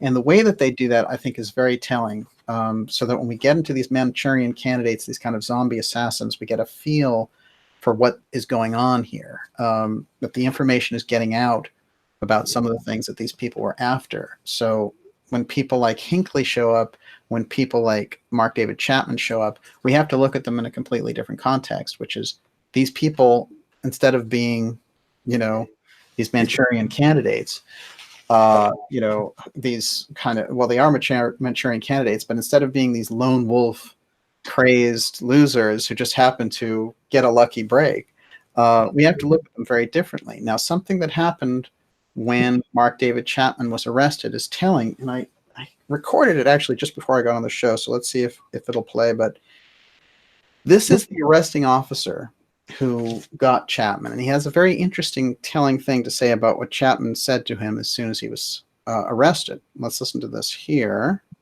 to remind everyone that you're watching the Dark Journalist show. Here comes the high-tech. What did Chapman say to you, if anything? The first thing he said was, I acted alone. I thought that was very strange. And then he said, don't hurt me. And don't let anybody else hurt me. And I said, no, nobody's going to hurt you. You're with me. Once at the police. GG, the first thing he says is, I acted alone. I mean, we got some corrected programming, right? yeah. Absolutely. I mean, that's the first thing that you're going to want somebody to say. It's very obvious. But the "don't hurt me" Hmm. is, to me, that's the inner child, the child that was fractured after lots of traumatic programming saying, "don't hurt me." That's the next layer. The first layer is the programming. The second layer is how the programming happened, which was hurting. So, Ah, right. I was alone. Don't hurt me. don't hurt me. Right. Yeah. Fascinating. I thought in particular I acted alone instantly so that one, the policeman is not looking for his compadres, and two, the instant thing he radios back to the police station is, "Oh, don't worry, he acted alone," so that nobody is looking for the other people who put him into this situation. I mean, I was thinking more like maniacal laughter or something, or like, I don't know, I did it alone. Yeah. Exactly. What I would also think is interesting is that he didn't make any attempt to run. That is, he was instructed to be caught. So in this particular case, they wanted the killer and the patsy, and they wanted it wrapped up and out. They didn't want it lingering out there, and they didn't want any fingers pointed at intelligence agencies who'd given Lennon such a hard time when he lived here. Now let's look at somebody interesting. The man who was running the door at the Dakota, who was a former Cuban intelligence officer. The guy's name is Jose Sanjinas Perdomo. Let's take a couple of different looks at this guy. This is him during after the Cuban Revolution, but he was part of the force that went in during the Bay of Pigs to overthrow Castro. And he came out of this military background where in the early 60s he was working with figures like this gentleman, Frank Sturgis, who was a very deep CIA operator and is classically known as one of the Watergate burglars who got caught breaking into the DNC. So we're looking at some pretty sketchy people around the Lennon assassination all of a sudden. These are the things that the media really wouldn't give us in relation to this. But right away we can see this is not feeling right. We've got Mark David Chapman, who is basically like, here's Sirhan 2. I mean, you're just rolling this guy out. And instead of him writing Kennedy Must Die, he's got The Catcher in the Rye and do it, right? So the programming is similar. The doorman does a number of unusual things. For one, the doorman is not identified for 6 years, and they allow this security attendant guy to be the person that deals with the media and all that, when in fact the security attendant never had anything to do with the assassin or grabbing him or any of that stuff. But this guy was involved in all of it. And not until 1987 does his name surface in media reports. Right away, we know that there's some kind of cover-up happening here. Yeah. Why is there a CIA-connected individual? And then on top of it, the Cuba aspect's weird. Why is he around? Why is he hanging out by the door? No question. There's something deeply, deeply wrong with the official story around Lennon's assassination. Jose Perdomo was working as night doorman and was outside the Dakota on December 8th, 1980, the night John Lennon was killed. He was at the crime scene when the shooting occurred and reportedly screamed, "Leave, get out of here." Before he asked Mark David Chapman immediately afterwards if he knew what he had just done, Chapman reportedly replied that, "Yes, I've just shot John Lennon." Oh, that's convenient. Perdomo was the one who identified Chapman as the assailant, by the way. No one else saw him shoot. What about Yoko? Yoko had run into the, she just heard bullets. Oh, okay. What Yoko heard was someone said Mr. Lennon, and then So she was too far ahead of. she was walking in front of Lennon. Yeah. Wow. Now here, the different media reports. Here's where things get very, very sketchy on John Lennon's assassination. Initially, Perdomo was mistakenly referred to as Jay Hastings. The bearded, burly desk clerk who worked in the lobby looks completely different, by the way. Totally different person. Rolling Stone's special issue memorializing Lennon gives the names of all the other witnesses of the assassination, but Perdomo is referred to only as the doorman stationed outside. They never let his name out until 87, 6 years later. He is also referred to in media reports as the other doorman. That's nice. No corporate media mentioned Perdomo's name until March 1987, when James Gaines wrote In the Shadows of a Killer for People magazine, which states, Chapman had only the Dakota's night doorman, Jose Perdomo, to keep him company. Jose was an anti-Castro Cuban, and they talked that night of the Bay of Pigs and the assassination of John F. Kennedy. So, very, very unusual. And this is actually, it's funny because I always go back to the Kennedy assassination, and the researchers around the Kennedy assassinations are some of the best because they've been working with material over the course of 50 years. And they can, so they know how to kind of unwind these black ops better than a lot of people do. And again, in this case, the Kennedy researchers, in looking at Mark David Chapman and his assassin, they instantly, all the bells and whistles went off because Cuban intelligence and the CIA were present there, right in the package of this Jose Perdomo. Perdomo was senior policeman under Carlos Prio, exiled to U.S., where he joined the CIA and played a vital role putting together Operation 40, which was this right-wing operation to oust Cuban leader Fidel Castro. He was working as a night doorman at the Dakota Hotel and witnessed the murder of John Lennon. This is him now, again, switching his guise a little bit. Very interesting. Looking very different. Glasses and this coat, and now he's bald there.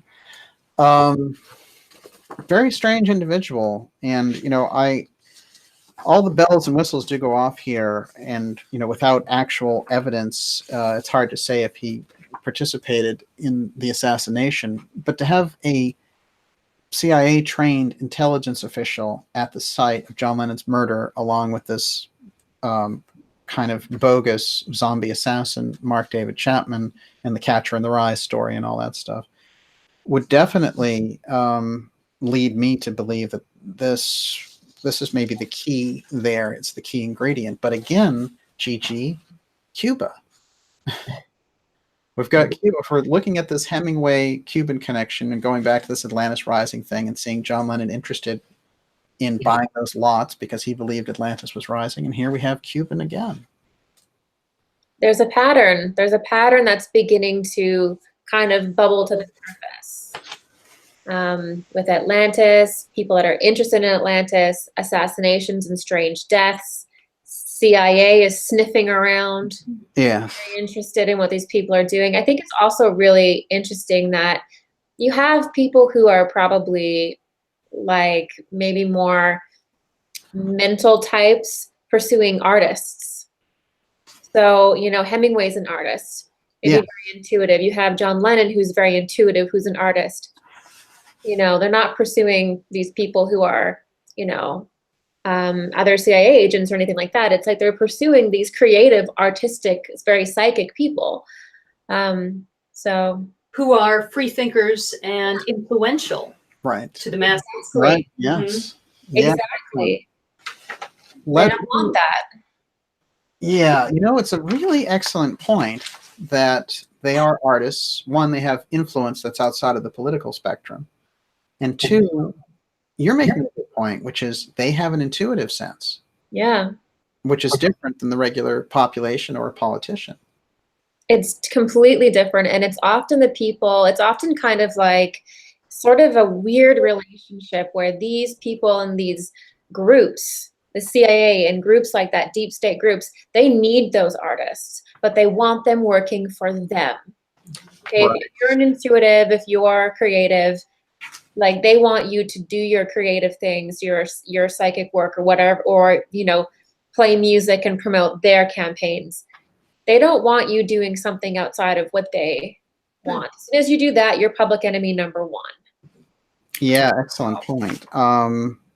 Let's remember that in this context that Mary Hemingway was there with President Kennedy in the White House after Hemingway died, and that he helped her get this important Hemingway vault out of Cuba, and that it was on the record officially incorporated into the JFK library. And of course I was there a couple of weekends ago, and I was astonished at the Hemingway exhibit inside there. I mean, it's a huge aspect of what they're trying to produce there, but just its presence there is unusual.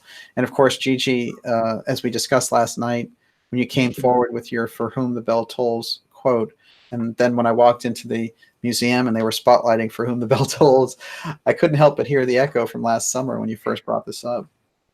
Yeah. There was kind of like a rat's nest, I think, behind the scenes that wanted to be brought up and talked about to unlock the real true events.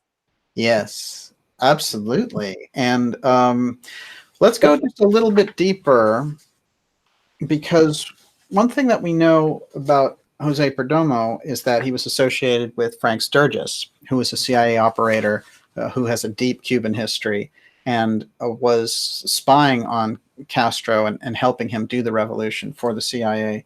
Very unusual character, and was grabbed as one of the Watergate burglars.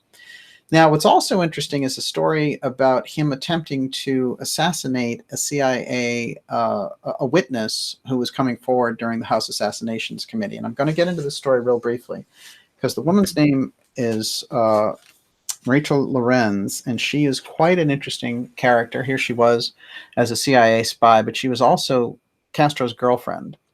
And when she came here, she got recruited by the CIA to assassinate Castro. And in fact, she tried, and he basically let her go.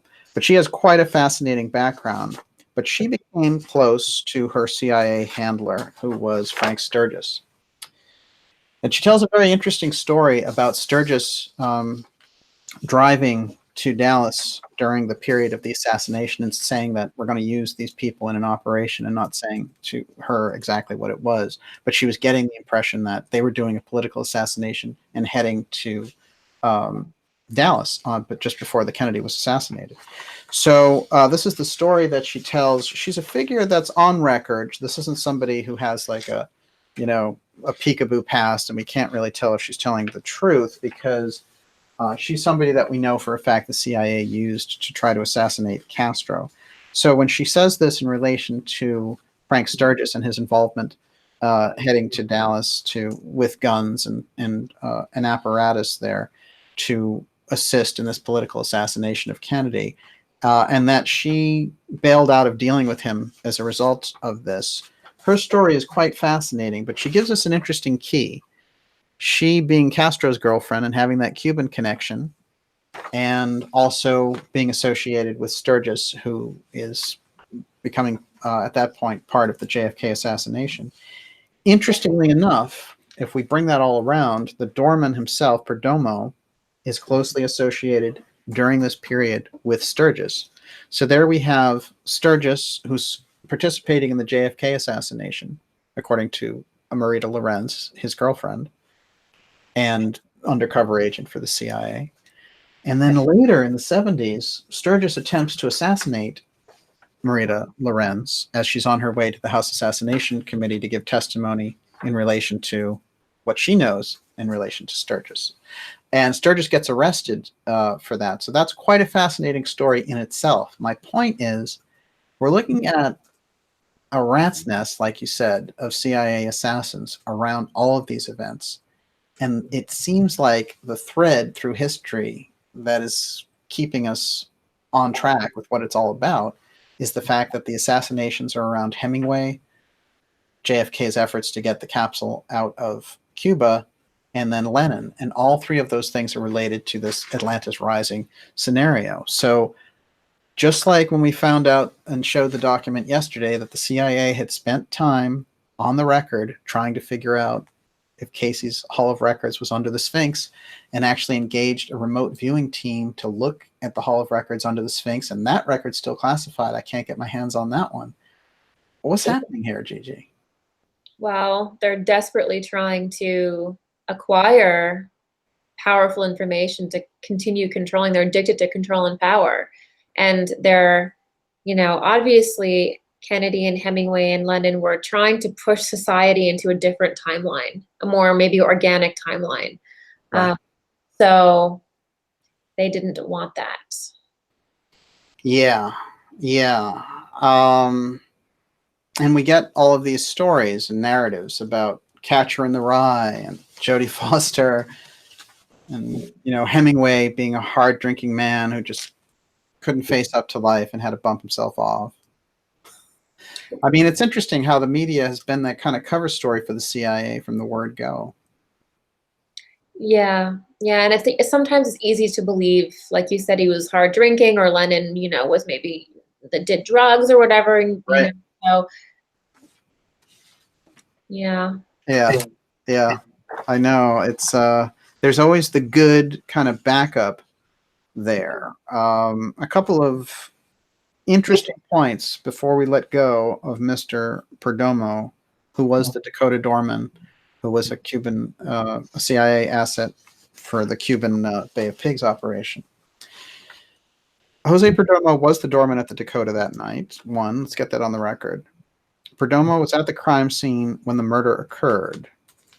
By the way, there's a great site named JFK Counter Coup, which has some great facts about him, but I'll shoot out a couple of bullet points. Perdomo asked the accused assassin, Mark David Chapman, immediately after the shooting if he had shot John Lennon. Perdomo told police that Chapman was Lennon's assailant. One of the arresting officers said the shooter was a handyman at the Dakota, which is interesting. But Perdomo convinced that original officer, Peter Cullen, that it was Chapman. So the cop shows up in the scene and he's like, he's convinced he's looking for this other person, interestingly enough. We don't know why. But he gets convinced by Perdomo that it's Chapman. For all we know, Chapman didn't even fire a bullet. Perdomo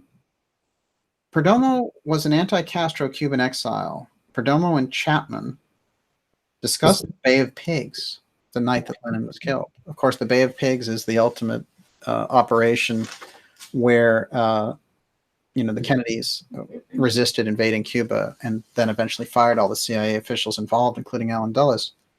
Interesting that Mark David Chapman would even be interested in the Bay of Pigs. I mean, it had happened 20 years ago, and here he is, a guy in his late 20s. It's not really, he doesn't seem like the type. But he's sitting there with a Cuban intelligence, a former Cuban intelligence CIA guy, discussing the Bay of Pigs. Very strange. Perdomo was an anti-Castro Cuban exile. He was likely a member of Brigade 2506 during the Bay of Pigs invasion. He was actually on the force. Cuban information archives reveal Jose Perdomo had many aliases. That's also interesting. He worked closely with convicted Watergate burglar Frank Sturgis, who we just showed. So there's more histories of him here. I'm going to see something. What I'm really looking for is just this quote right here, which is Perdomo had reason to insist Mark was the man.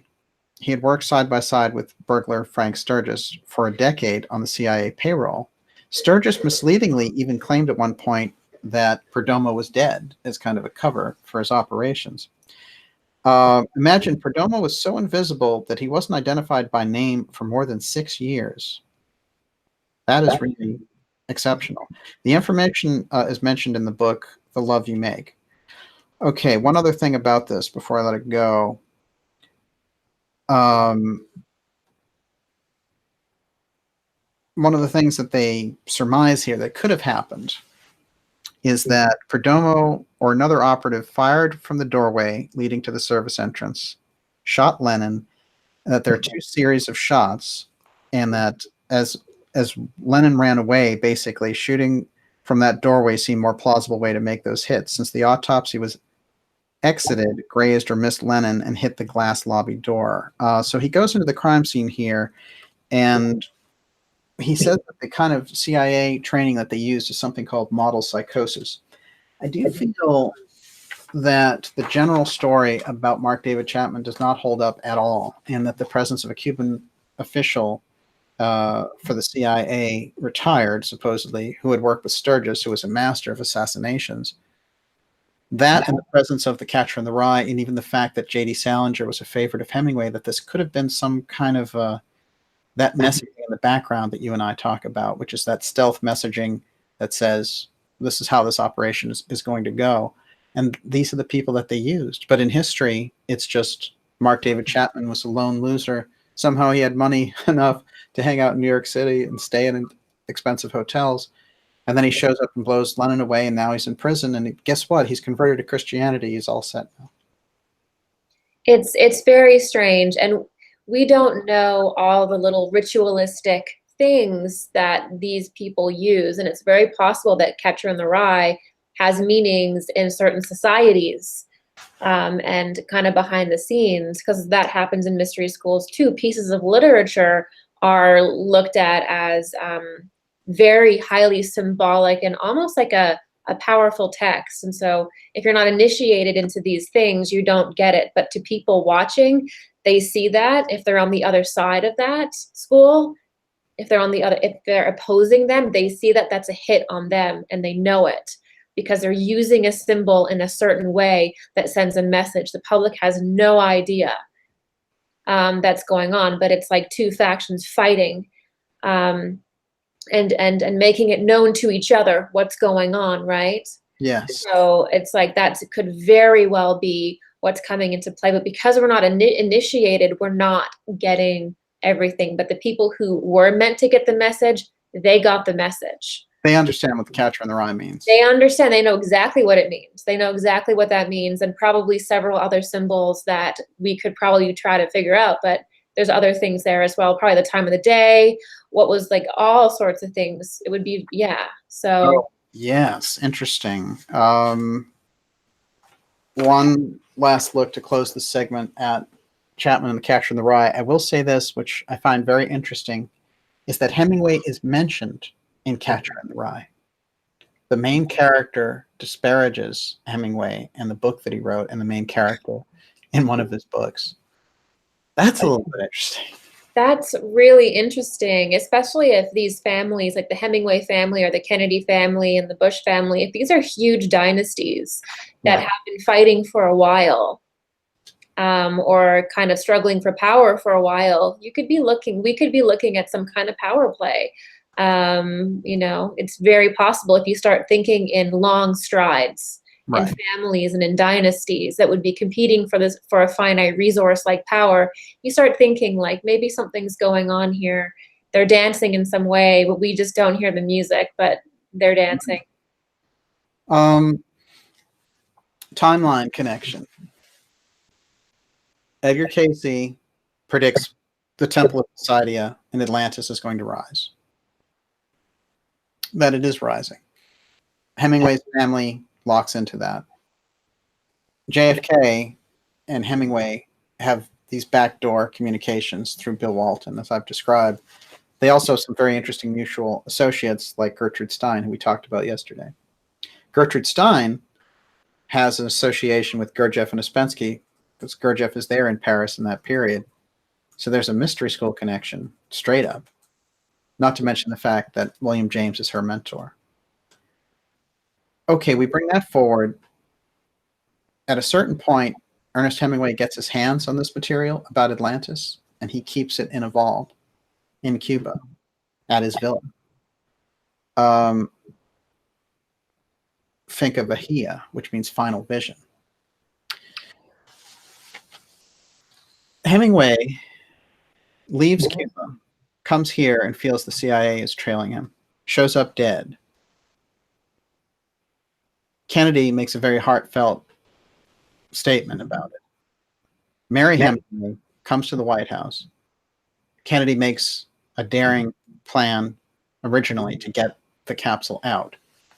The plan is recorded by Ed Lansdale. We don't know what it was, but it involved Finca Bahia and this capsule. Instead, what happens is Mary Hemingway shows up. She has to donate Finca Bahia to Castro. She actually thinks she's donating it to the Cuban people, and they inform her, no, it's to us. And then she hands them a piece of paper. They give her the vault information. Carry it off. Kennedy administration uses its resources to smuggle her back into the country in a shrimp boat. Very difficult to track. She comes in. Jackie Kennedy gets involved. And I want to show you this, actually.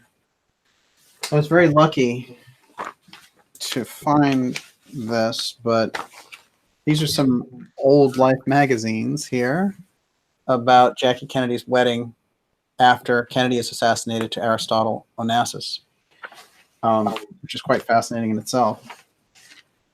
And what happens is Jackie Kennedy incorporates that material, or some of it, into the JFK library. So we're left with this overhang. In 68 and 69, when Cayce said that the Bimini Road was going to rise and Poseidon Temple was coming up, they find the Bimini Wall. Also in this period, Les Hemingway, flying over Cuba, sees the Cuban city.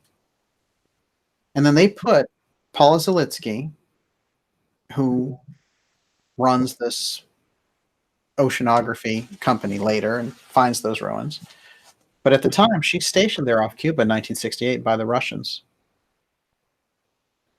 So we bring all these facts together, and then somehow we find this connection with John Lennon picking up this Edgar Cayce on Atlantis material from this record producer and her account of this.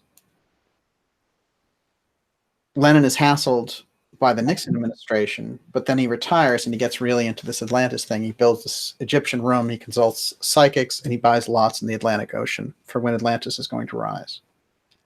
Then he's assassinated. And there's a Cuban CIA connection when he's assassinated, right at the scene. Then Ernest Hemingway's brother, Les, also is assassinated. The official word is that he killed himself the same way that his brother killed himself. Doesn't make a whole lot of sense and seems like that isn't the kind of thing that Les Hemingway would do, seeing what a tragedy it was for his family. And this is a spiritual guy who's been looking for Atlantis his whole life. We've seen in that well, the healing well of Atlantis. He's just not the kind of guy who's going to blow his brains out. Sorry. So we have a lot of deaths there, and it all seems to center around that vault that Hemingway was keeping at this Finca Bahia. Later on, we know there's a lot of strife in that family, with Mariel Hemingway and Margot Hemingway having to bear some kind of family secret around this. And at one point, Mariel Hemingway saying to the Today Show, look, the Kennedys had a curse and the Hemingways had a curse. It's an interesting combination. She went back to Finca Bahia recently, and she was there with the Today Show and walked through the entire place and picked up her dad's pictures and all the rest. That secret and the kind of almost toxic environment of growing up around these secrets, we get kind of a feel for it in the lives of the kids also. We can kind of feel that overhang. Yeah, it's definitely there. Yeah, it's all there. Also, weirdly enough, I was just going to mention too, there's that bench in Havana that has John Lennon on it too. That was suddenly, he was banned, and then at the end they built a monument for him in Cuba too. Yeah, So that's a park. Yes, that was fascinating. Yeah, it's quite incredible that they have this fascination for Lennon down there. It's like why? Yeah. Yeah. No, I understand he's an amazing musician, but why have a bench around him And why is there a bench around him in Cuba and then he's assassinated by, or there's a Cuban connection there too, so. It is. It is. We're getting into that idea of Cuba as Atlantis Rising. Mm-hmm. And this is backed up by solid scientific data that we presented here that Paula Zalitsky released to the New York Times, the Washington Post, and all the rest of it. And originally they covered it. And then later they just shut up about it. And what's really strange is that the alternative research community seems to have gone quiet on it too, because what can you do? Paula Zalitsky's shut up about it, and Cuba's not saying anything about it. We can't go there. There's just little grainy pictures that you try to get something from, Yeah. but it's not enough. Yeah. Yeah, it is fascinating. We'll close the segment out actually with Ernest Hemingway there. That's a typically Hemingway picture. Wow.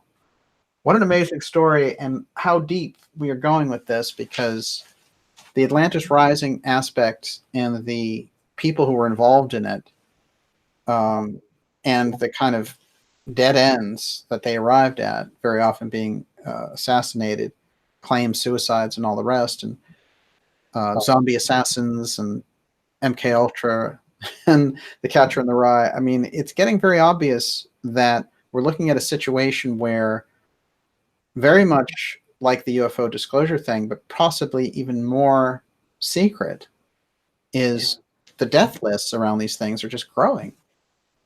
Oh yeah, I think it's the biggest secret around, because it lets us know that we had that capacity. It's one thing to have an ET come down and flaunt around in a ship and wave from the porthole. You know, it's a whole other thing to realize, oh my God, at one point we were that. You know, Right. very Right. different. It's a very different association. So. And if you want to think that it's just a paranoid musing or whatever, why did the CIA open up a file on Casey's Hall of Records under the Sphinx? And think about it. If you happen to go. Yeah, why do they have parts of the government or the deep state or whatever, what have you, that are dedicated to having psychics come in and look at things? Why bother with that if there's nothing there?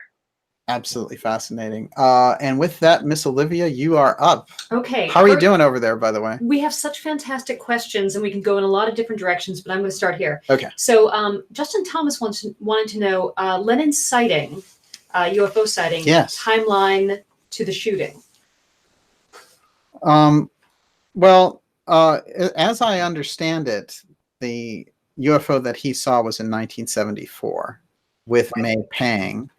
And it was when he was broken up with Yoko, and he was living with May Pang. And he had just gotten his first #1 as a solo artist, which was called Whatever Gets You Through the Night.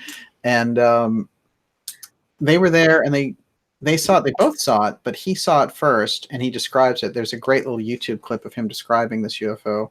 He had a great interest in UFOs and a great interest in the Cayce work and his theories about Atlantis. Was always fascinated by extrasensory perception. And as the assistant to Yoko and John said, he actually kept this Egyptian room and had clairvoyants and psychics come in there, give them readings on astrology and all the rest of it. So he was deep, deep, deep into the esoteric side. Incredible seeker. Do you know what he saw? Did he describe, was it a cigar shape? Was it a saucer? No, it looked like a saucer, and he said it was so close he could throw a baseball out against it. And it was hanging out, hovering by the side of a building in New York City. So, yeah, it's an incredible sighting. And May Pang does describe that, too. Somebody cited May Pang's book out there, and she did some amazing photos. And she was his girlfriend. Eventually, she married Tony Visconti, who was David Bowie's producer. And so she has this incredible photo history of the 70s and 80s in there. And she comes out once in a while and does an interview. Maybe we'll get her on the program, Olivia. That would be fantastic. It's a good idea. May, you're certainly welcome. And we'd love to talk to you about John Lennon and your sighting. Keep rolling. Okay, so Nimza wanted to know, Uh-huh. how is this all connected to X Protect? You've pretty much laid that out, but can you connect? Yeah, I mean, this is a very similar function. Look, X Protect is very simple. There's a group of information around the UFO file which relates directly to the technology aspect. And you can call that alien, but in fact, it could be, I call it this Apotheum effect is what they're really afraid of. Some of that is related to what happened during the period of Atlantis and the way that the technology backfired. Some of it could be related to off-world civilizations. Some of it could be related to Tesla technology. In that UFO file, that's where the X technology resides. The X Protect group, as we've seen, if you look from the 50s on with the UFO researchers that have died whenever they got close to that. So Morris Jessup, he's going along, he's doing fine. He is an intellectual in the field of ufology, and then he shows up dead with his carbon monoxide poisoning on a highway. And they call it a suicide. And you see many of those over time for anyone who actually gets close to this material. The X Protect group looks like it showed up in the Rendlesham Forest case, trying to get people to change their story. And they relate to all these Men in Black stories as well, which, Gigi and I have talked about Men in Black stories and people who've had them. And we got into some very deep material around it because the Men in Black stories that seem to be the most significant are the ones that John Keel ran down, and he decided that the people what he did was he was getting confused about the way they were describing the people who would show up as Men in Black, because very often they seemed like women dressed as men because they were small, or they seemed like they were Asian. There was this thing. So he went through and he took out all these different pictures of different racial types, people from Asia, people from the Middle East, people from the UK, and he ran through them, and over again, I think he said almost unanimously across the board, they picked these Sami Laplander people. And this was really, really interesting because, Gigi, you've had your own run-ins. Mm-hmm. Yeah. And I find that really interesting because I do feel that they target people who have psychic ability. Yeah, they definitely do. And I do feel like they work on the astral plane, which is what people, may not think that they do, but there's a lot of training out there where you can do that. Yes. Coming into, dreams or even coming around, obviously. So yeah, I've had experiences, and it actually was Sami looking. I couldn't find any information on that. It was always the 1950s kind of type guy. And I never had. It was like the thing that you had with the wig on was exactly what it looked like. Yes, that is fascinating.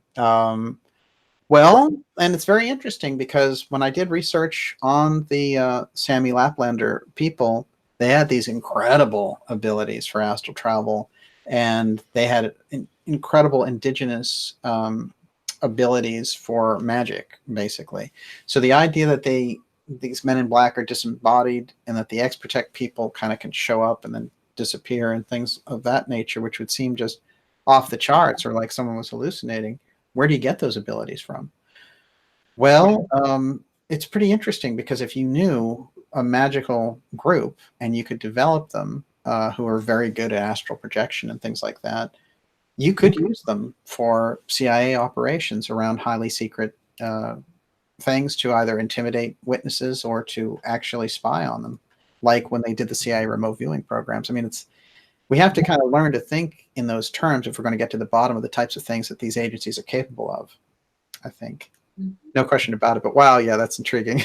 Okay, keep rolling. Okay, so Nimsagan said, are they influencing people to commit suicide? I think most definitely. Who, the X Protect people? Yes.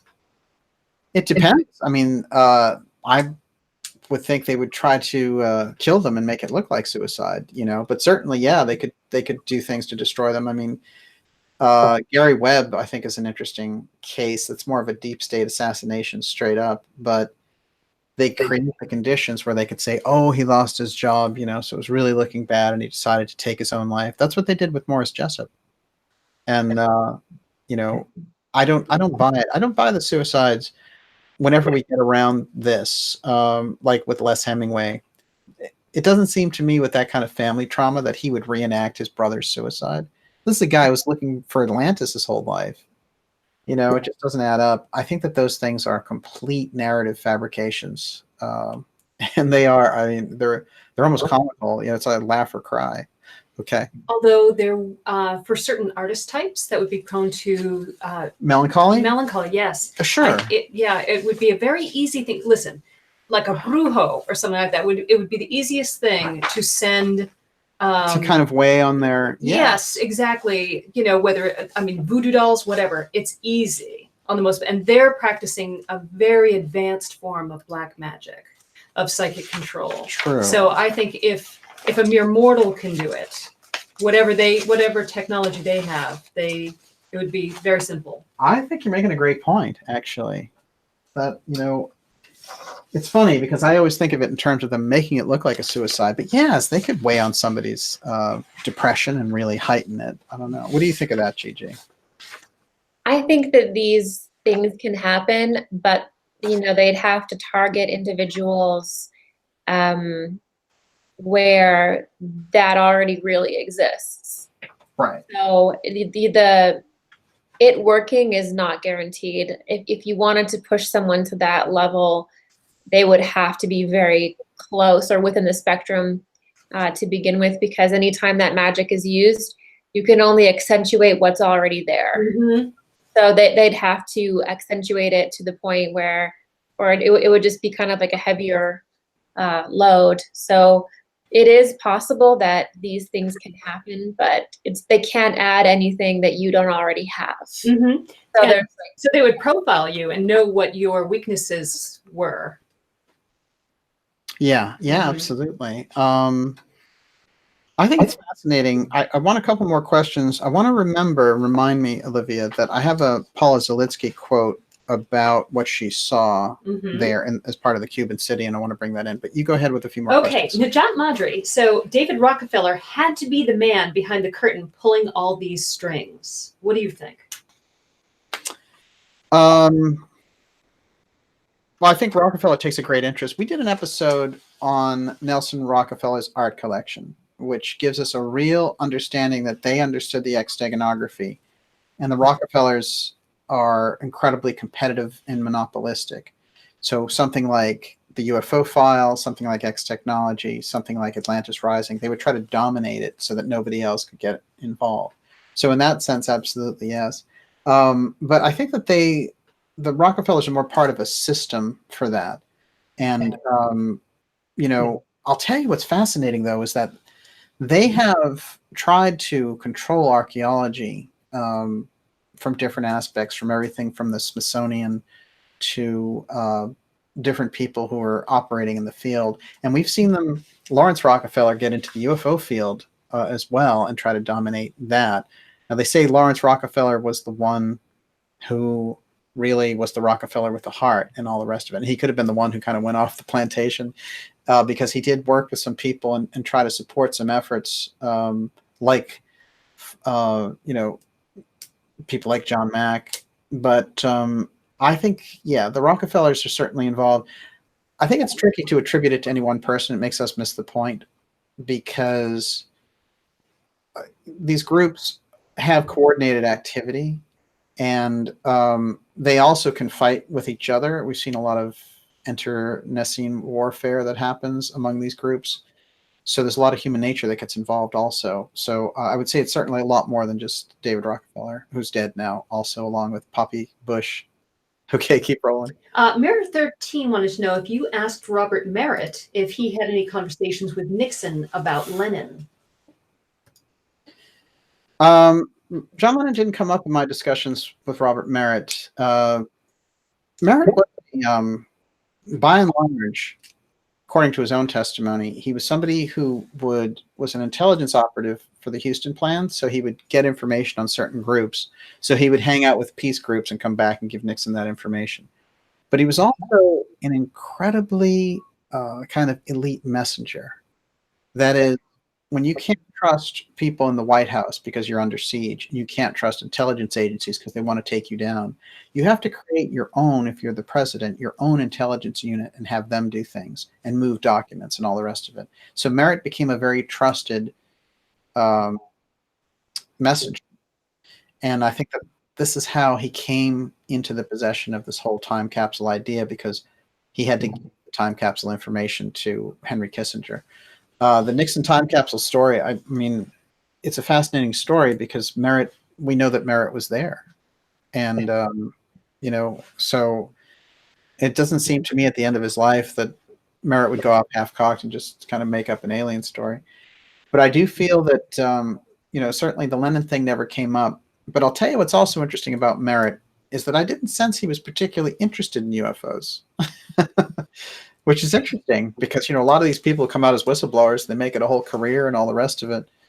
All he wanted to do was tell that story about Nixon and really get it on the record that Nixon wanted this out for humanity at some point. That struck me as his main motivation. Leela Bear, I did not know this. Lawrence Rockefeller married Hemingway's third wife, Margaret Gellhorn. Wow. Yeah. Well, you know, it's interesting. Hemingway had a lot of wives, but that is a very interesting lead. Yeah, nicely done.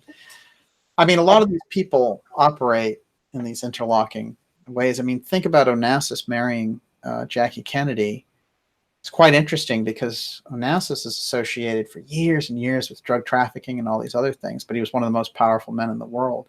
Just like the whole Khashoggi influence, you know, this Khashoggi reporter that came up recently.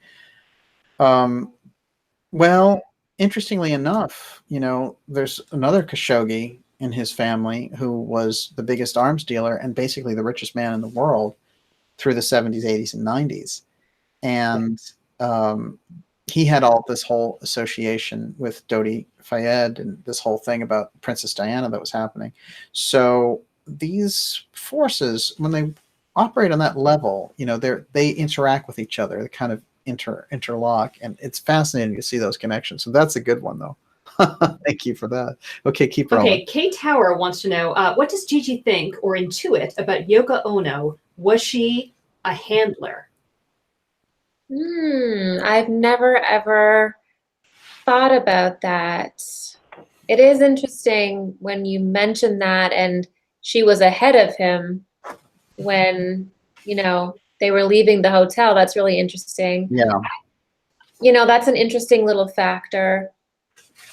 I've never thought of her that way, and it's never, I would have to say, it's never struck me as being the case. She's definitely a powerful woman.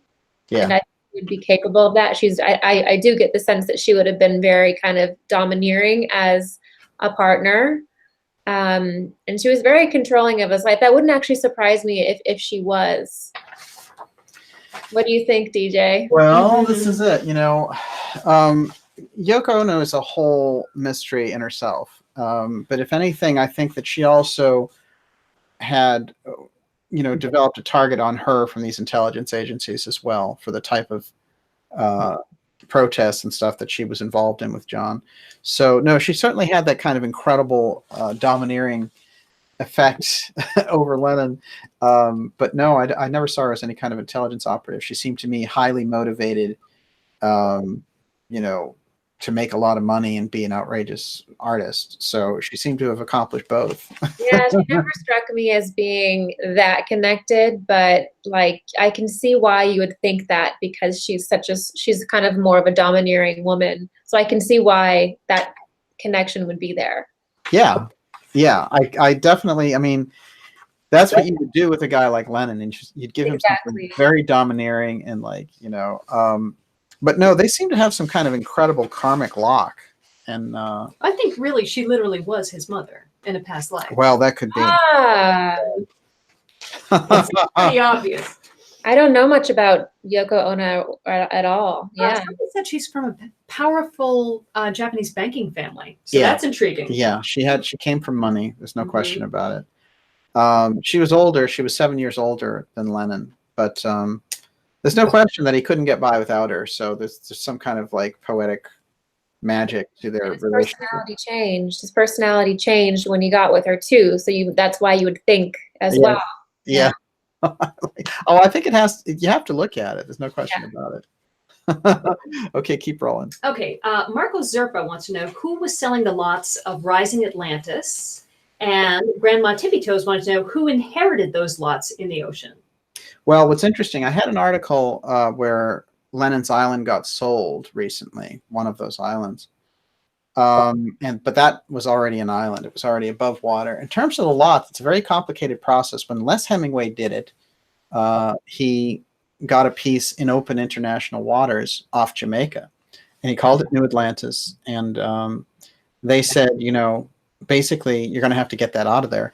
Interestingly enough, he came up with his own constitution. He got people to join it, and they were like, "What's going on here, though? Because you only have this water lot, like, what do you think?" And when you go into Les's history, what you find is that Les Hemingway was expecting Atlantis to rise right up there to that spot, and that would be the new kind of America, the new Atlantis.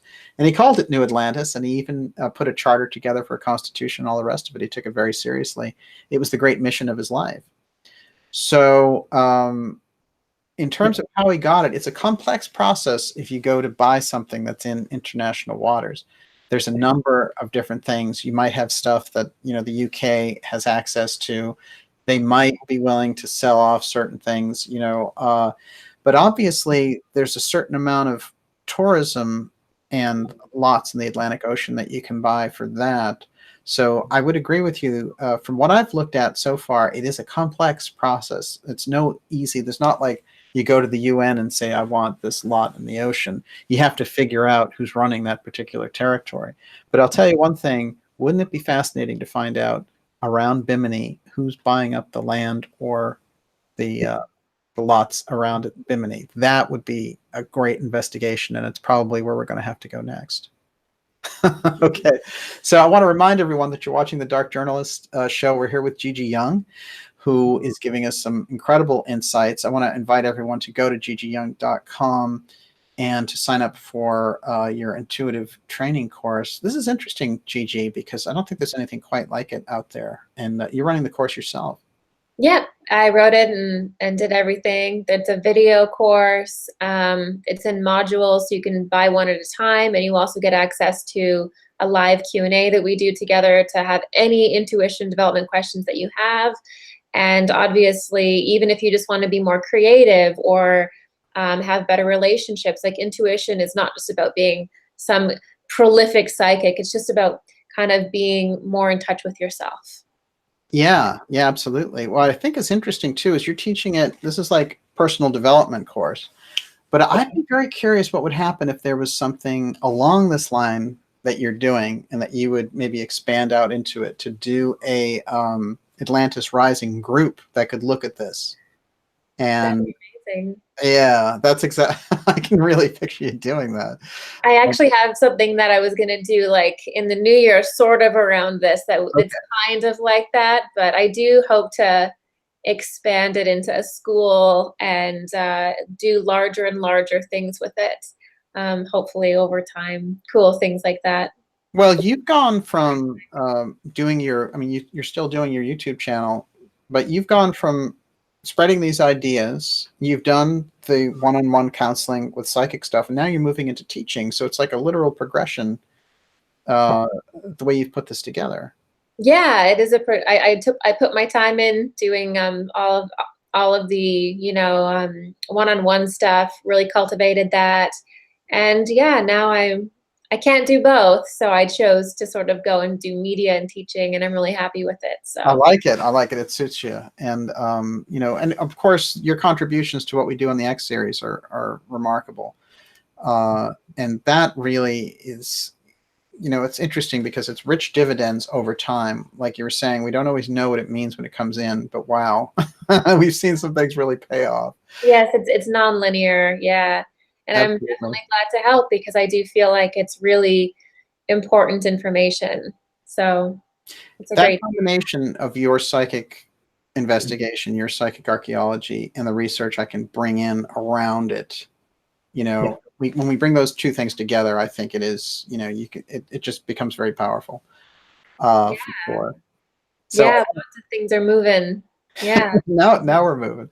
I'll remind everyone also to go to the Dark Journalist website, sign up for the newsletter. That's the way that we stay in touch, and it's really the best way when you think about it, with the incredible lockdown around social media. And someone at YouTube or Facebook could just decide that me or Gigi are too offensive to the system, and They just move the material out. They haven't, and hopefully they won't, because we've been through a lot. But, it is that kind of situation. So the best way to get around all that is just sign up for the newsletter. That gives us a one-on-one channel. And we don't abuse the privilege. You get like one email a week and just telling you what shows are coming up and to give you a general idea about events that are happening in 2019. I'll tell you that some shows, there's a national network show that I recorded for a couple of days ago now, and that's going to be coming out. I'll be able to give details on that, and that relates directly to this Hemingway JFK combination. So that's going to be exciting, and there's going to be some announcements about events for 2019 coming up. All that stuff you're going to get to first, along with X dialogues that are going to start in January 2019. That's all a part of being a part of the site, joining the site. And but in any case, get the newsletter going, and then if you want to subscribe to the site also. Okay, Miss Olivia, let's go. Okay, Jack Ryan wants to know, are there any ties between Val Thor and Hemingway or JFK? Wow, this is always interesting. Look, Val Thor is a subject personality who is very interesting. He shows up out of nowhere. And the only reason I think anyone takes it seriously is because there's a reverend involved who met him. And Val Thor shows up as this well-dressed guy, shows up at the Pentagon, and he insists on meeting Nixon and Eisenhower and all the rest of it, and claims he's from Venus.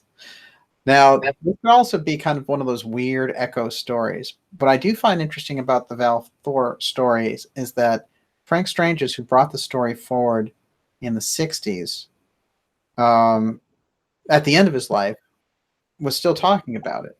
So in 2008, he gave a lecture about Val Thor. So there was something, either somebody tried a kind of a psyop on him, and he would, by the way, go into those Pentagon circles as a minister. So he had a real legitimate background in that way. So the Val Thor thing is an interesting urban legend, I would say. It's kind of one of those things that it's hard to tell. But no, I haven't seen any combination of Hemingway and Val Thor. And if you run across that, send me something at info@darkjournalist.com because I want to see it.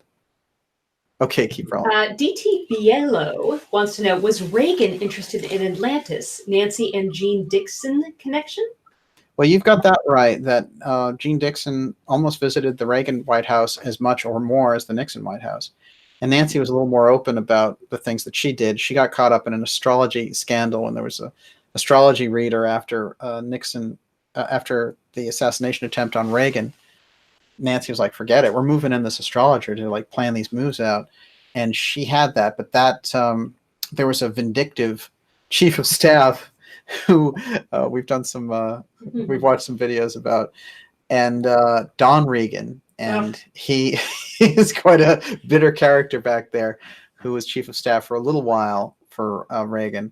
And nobody liked him. He had a really tough time. But in any way, he was the one who blew the whistle. He's like, because he felt that Nancy treated him unfairly. And he was like, well, you know what? She uses astrologers and psychics for every move that Reagan makes. And that's the only reason we even know about that. But he identified the astrologer, so there was a huge flap about it.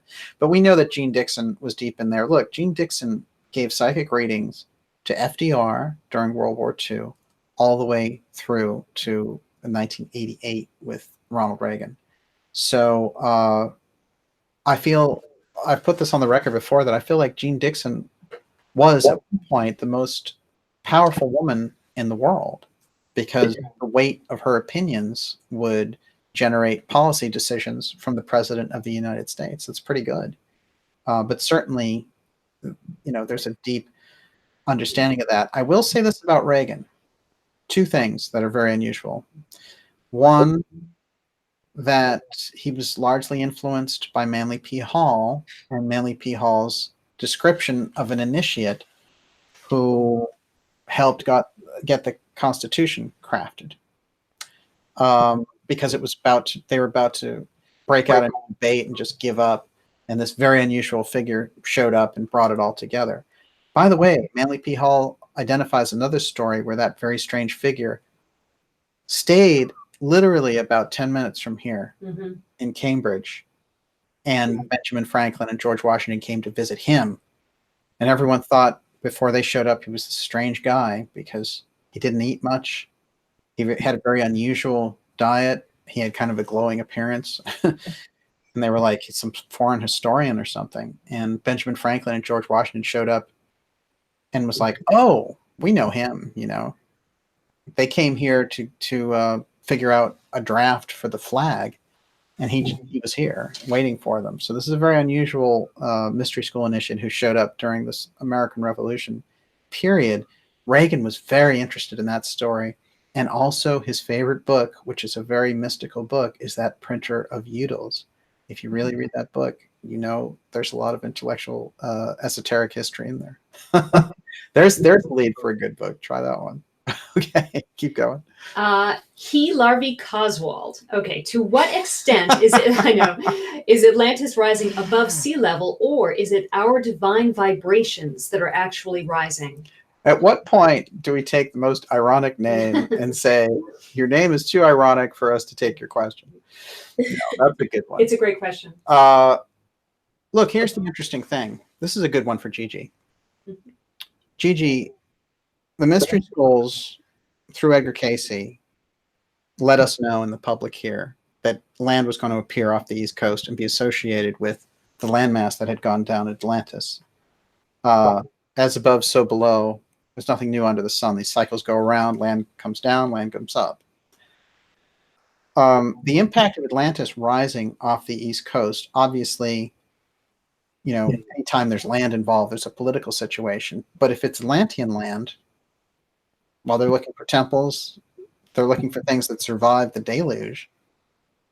I mean, how, you know, in terms of what they're going to do, how much of an impact does that have on society if that's right there under our nose and they can't hide it anymore? It would be immense. I mean, some people would absolutely have memories. There are people who are very lucid and that who study this and who know what's going on, and immediately those people would obviously kind of come into action, and it would break down, I think, people's bubble. I think it's something that would happen that would break down people's bubble and idea of reality. Absolutely. Wow, really interesting. I think it would be like, you know, just like when the culture went to the moon, you know, and it was a totally new thing and it expanded everyone's awareness. But the Atlantis thing would probably even go deeper because it's something deep in our unconscious, which we would kind of, as an amnesiac, wake up from and suddenly have the memory, oh yeah, we're spiritual universal beings who had this complete background and all the stuff about us being cavemen and then, you know, hunter-gatherers and then making pyramids, you know, and then the Middle Ages, and then suddenly we're fantastic and high-tech. All that would be just washed away. We'd understand, oh, we were high-tech, we blew it, we destroyed it, the groups hid the information, we came back slowly, and here we are. Very validating, very validating. Yeah. Yeah, and the abilities that were in our possession then, which are lost to us now, that also is something that if somebody is controlling the society at large, a very small group, by the way, they'd lose most of that control. I think that's the first most obvious thing that would happen. Yep. So Atlantis Rising, it's a revolutionary change in our consciousness and way of life if it happens. And you could almost take it metaphorically, where maybe Atlantis is within us, which is what the questioner is almost saying. Is it rising according to some rhythm that's connected to us? So Atlantis Rising is almost like the part of us that connects with that higher consciousness. Is that rising?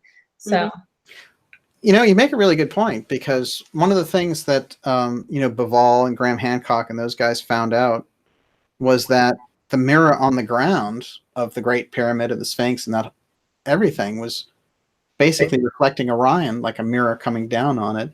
So we had that above below thing, and then you start to think, that's the physical reality. And you start to apply that internally, being connected with it. I mean, it's very interesting. yeah, when you start thinking that way, you're cooking with gas.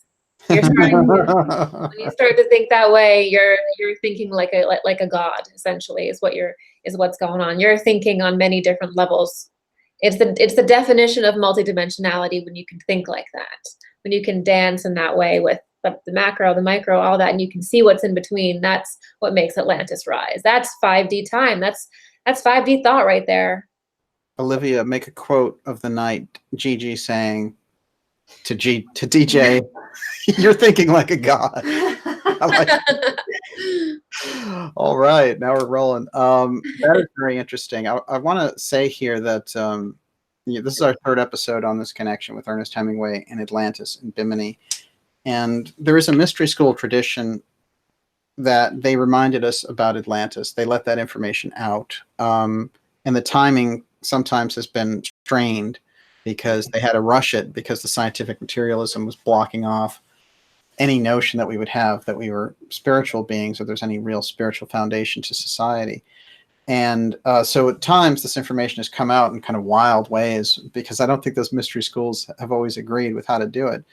But I think in the case of Edgar Cayce, we're looking at someone who lived the pattern. That is, this is somebody who gave a tremendous amount of service. So he not only was steeped in the attunement of getting this information, but he would pour it out in service as well. And I think that there's a great service involved with the Cayce readings on Bimini, letting us know that that is the first place where the society of temples are rising up. So, we have something here, even though there's all this intrigue around it, even though the Hemingways were killed, the Kennedys were killed, John Lennon was killed, and this is all related to this Atlantis Rising theme. It's still a tremendous gift for us, if we can apprehend it, that there's this Atlantean culture that is our foundational culture, which is rising according to the mystery schools. And we're going to get that memory back if we can stay with it and stay with the information and remember it and remember that it's important. So, Cayce identified Bimini. That's where we go first. Paul Zalitsky found the ruins off Cuba. That's where we go next. And we start to see that area. Something's happening here with this material now. We're starting to be able to see it. Not only that, but our technology is good enough where it doesn't even have to rise to the surface anymore. If it just gets kind of within an area where you can get at it. I mean, the ruins that Paul Zalitsky found were at a depth of 2,200 feet. That's pretty deep. You can't dive down there. So you can send submersible robots and stuff, but so with the technology, etc., I mean, we're going to be looking at a whole different ballgame in relation to our ancient past. Why not get ahead of the curve? Not wait for them to dish it out after they have to, and kind of contact that ourselves. Get in touch with it right now based on what the mystery schools have left us. I think that's a better plan. Yeah, I would love to. I'd love to feel that. see what's around there. Yes. Oh, forget it. You're the idea of you being in Bimini, tuning in. I mean, you can tune in wherever you are anyway, but Bimini's not so far away. So hovering over the water and like zoom. We'd never get you back. That's the problem. Like bloop. So I want to put a couple of things on the record here, and then we'll go into the last round of questions. I'll remind everyone you're watching Dark Journalist. Thank you for being here. It's a huge crowd tonight, and this is ours. We did a back-to-back show here because this is fast-breaking, explosive information, and a lot of it comes out of my visit to the JFK Library, where I went with Kate Schneider, who's a rising media star, and she did a lot of interesting research there herself, and certainly for all the things that took place in relation to this Hemingway JFK thing, I want to say thank you to Kate because she's had some great insights about it. And I've been working with Gigi on the psychic archaeology investigation side of this because we need that to balance out, because this is where Cayce gave us the information in the first place, from that psychic state. We have to apprehend. We just can't go in as researchers and say, what was psychic Cayce giving to us? We need to go in as researchers with a psychic. And if you want to really, powerful, intuitive with the work that Gigi, that you're doing, then I think now we're starting to get somewhere because we're running on full pistons. I want to put this on the record. This is Paula Zalitsky, and she was the one, of course, who we've described has led the Cuban expedition underwater to these ruins, and she's identified the ruins have hieroglyphs on them, and that there is a city off the coast now of Cuba that has been discovered at 2,200 feet, which has roads, pyramids, sphinxes. Okay, this sounds like an Egyptian town, and that the when the submersible robots went close up to these, she identified the hieroglyphs on them as Mayan hieroglyphs, not Egyptian hieroglyphs, but Mayan. So all of that is on the record, and I think what she put out there is very interesting. Here's some of the pushback that we've been given in the mainstream media. This is the background on why Zalitsky was being used in the first place. Fidel Castro was attempting to raise funds by looking for shipwrecks with treasure aboard that are within his territorial waters. He hired the high-tech company Advanced Digital Communications, ADC. Paulina Zalitsky is associated with that company. Well, she's the president. The idea of, Castro looking for buried treasure, that doesn't, I don't think that at all. Since the 60s, the 50s and 60s, people have seen these ruins off the course, and somehow Zalitsky and her husband get the job. Now, I'll tell you what's weird. When you look at that bio, which I have a copy of here, and I've read through a couple of times, not only does it not mention the Cuban expedition, which is really weird, it does give quite a history of Cuba and the USSR and her attempts to defect from the Soviet Union when it was the Soviet Union and all the rest. She's really good on history, by the way. She has comments in there comparing Castro to Hitler. And there's one point in the book where she says that he may have been involved in the JFK assassination. Gigi, how on earth does she, with these opinions, get the exclusive contract to explore Atlantis ruins off Cuba? It's wonky. It's a really, it doesn't add up, does it? It's a lot of effort to put into a really wonky narrative. Yes, absolutely. I totally agree. Something going on there. Here's the Reuters report. I want to get this on the record.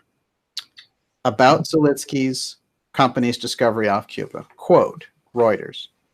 Most intriguingly, researchers using sonar equipment have discovered at a depth of 2,200 feet a huge land plateau with clear images of what appears to be urban development, partly covered by sand. That's white sand, by the way. It's pretty trippy, I can imagine. From above, the shapes resemble pyramids, roads, and buildings. Yeah. And when they got in there with the submersible robot, that's what they were. The Reuters release, then it goes further. It's stunning. What we see in our high-resolution sonar images, this is Zalitsky now, her quote, are limitless rolling white sand plains, and in the middle of this beautiful white sand, there are clear, man-made, large-size architectural designs. It looks like when you fly over an urban development in a plane and you see highways, tunnels, and buildings, Zalitsky said, quote unquote. I mean, wow. Highways, tunnels, and buildings? Gigi, this is a massive development. That's insane. I mean, what do you say? I mean, I know. It's really too bad we can't look at it, but there's clearly something there. Yeah. I'm wondering more and more about Google Earth and if they're going to have to start to fudge over this part of the Atlantic. Is it not already? I mean, yeah. Right. I don't have hope. They say, they ask Zalitsky, don't you think that, this could just be some anomaly? And she says, we don't believe that nature is capable of producing planned, symmetrical architecture unless it's a miracle. So Zalitsky was pretty powerful and out there and on the record when it first came out. The shy, retiring, I think I'll write an autobiography about stuff not related to this at all person. I don't know who that is or who's driving that train, but boy, it's very interesting, the intrigue around this story. And we've seen some of the pictures. We've shown them here. I mean, this looks like Atlantis underwater. Yep. But it's something. It's either Atlantis or a post-Atlantean society that also went down after. Right. Well, you're right. It's got the Mayan hieroglyphs, so they have that connection going on there. But it's related somehow. It's a high tech culture, but it may not be Atlantis, but it could be a kind of one of those in-between societies that's very close. Sort of. It's a transitional Atlantean society. Yeah, yeah. Mhm.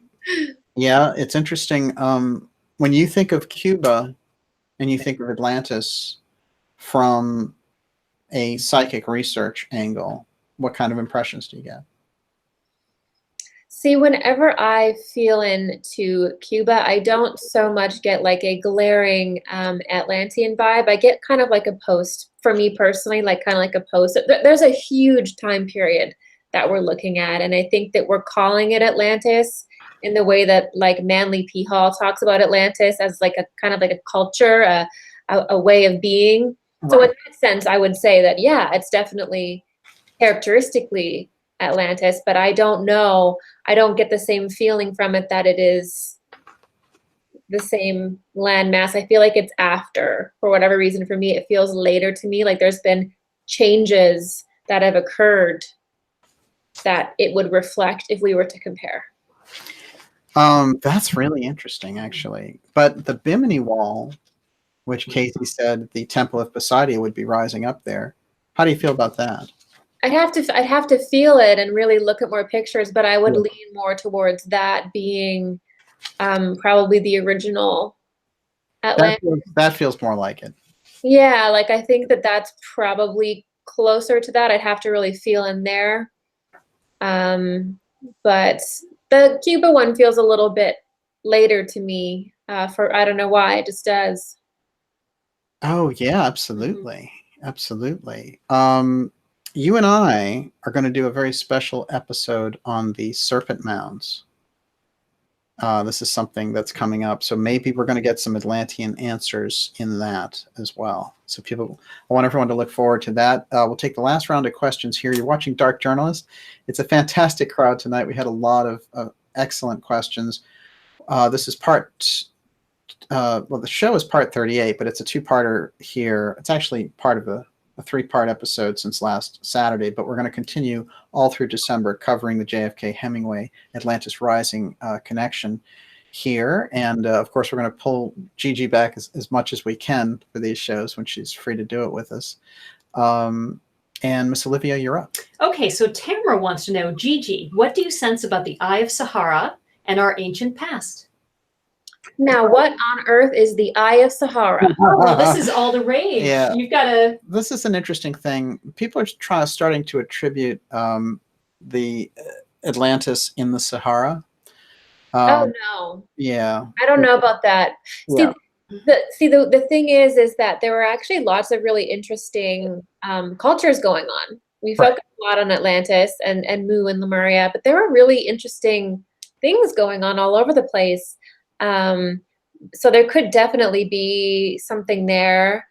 But I mean, we tend to just call it Atlantis. We tend to just say, oh, that's Atlantis, you know, and I always feel like, and they do that with Antarctica too. There's like, absolutely. Yeah. It's there's true. like, like anytime there's sort of like, there could have been, you know, a civilization there that was very interesting. But it doesn't mean that it's. I think it's a semantic kind of. Yeah, yeah. It's a knee-jerk reaction. Oh, hey, that's Atlantis. But we have interesting data that when you are in the Bahamas, when you're in the Bermuda Triangle, that seems to be the region of Atlantis. In the mystery school descriptions, they give us that. You know, they give us the two edges of Atlantis. One edge with Spain over on that end of the Atlantic, and then one edge over here. And, you know, Cayce foresaw, he looked at it and saw it as a continent that when the first destruction of Atlantis hit, turned it into 3 islands. And that's where I think we get these differing versions of it. But yeah, on other sides of the world, I mean, certainly I suppose Atlantis, the way that it's brought in from the mystery school side, it's the most dominant culture. It seems to be the one that has the most impact, but there are other advanced cultures around at the time. Yeah, that's what I would say. That maybe we'll look into once the big dog's out of the park. Maybe we can start looking and see, what else was going on and how it impacted, and we can kind of tap into that. Because I mean, a lot of them are probably very interesting, little mergings of things, so. Yes, absolutely. And also the fact that the knowledge about those lost cultures, when certain things happened, like when the conquistadors show up and they burn all the Mayan books. I mean, we've lost the history of what those things were, and we're trying to reconstruct them. And actually, the psychic information, the Akashic record reading, the Cayce work, the mystery schools, this is where we can apprehend some of that history back and put it together with the physical record that's left.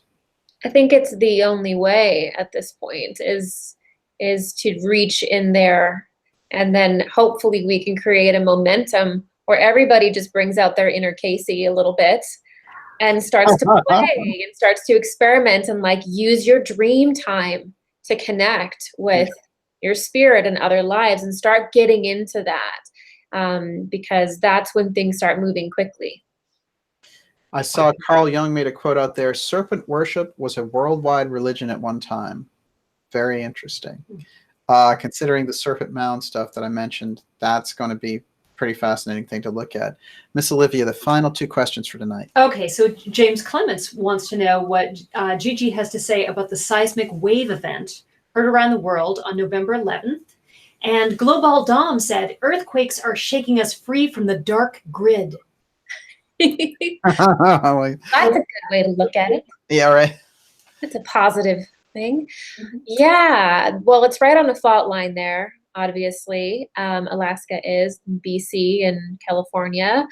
Yes. It's right on that line there. So it is sensitive, and they're always predicting those things there. But of course, the Earth always represents what's going on. And isn't it interesting? Because I certainly felt the energy. And please shout out in the comments section if you guys have felt energy lately as well, the sensitives out there. But we just lost a president yesterday as well. So it's interesting how these things can come together. Right. Yeah. Wow. Yeah, it's an excellent point. It's like there's something in the air. There's a physical aspect, and then there are these kind of ripples through our everyday lives, political lives, social groups, movements. It's a very unusual time. Magnified. Things get magnified, and wherever it is, it's like things pop. So there's a magnification that happens from the Earth or from the cosmos, and when the magnification happens, the Earth responds, and people on the Earth respond, and so that was a pretty big magnification that happened, and we saw some results of it. Gigi, it's interesting. In the Cayce readings, he talks a lot about this land rising on the Atlantis side, but he also suggests the sinking of land and earth changes here in the 21st century. How do you feel about that? Yeah, well, I think we had a little sinking just now in Alaska. In Alaska, I hope everyone there is, recovering, and prayers going out to them. But it's definitely possible to have earth changes during times like this, and it's always going to be in accordance to what we're thinking and feeling. So it's always kind of a sliding scale as to what could be submerged, or what is or what isn't, or what happened. So it's so important to just remember that it's always going to be based on where we are mentally and emotionally, that the land shifts. Well, that's fascinating too, because I mean, do you think that in order to get Poseidon to rise up, we have to lose a California? Is that the way that just geography works? Poor California, like ripping their see, it's like a sacrifice mentality. Yeah. See, I don't know. See, I never saw it that way, as though you have to lose something necessarily to I'm getting a psychological profile from this now. Now it's too late. I let the cat out. No. I've never thought of it in that way, where you'd have to lose something.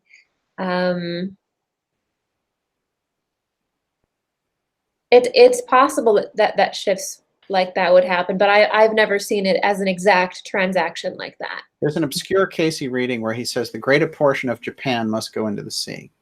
Oh, Lord. Yeah. The large island of Japan? Yeah.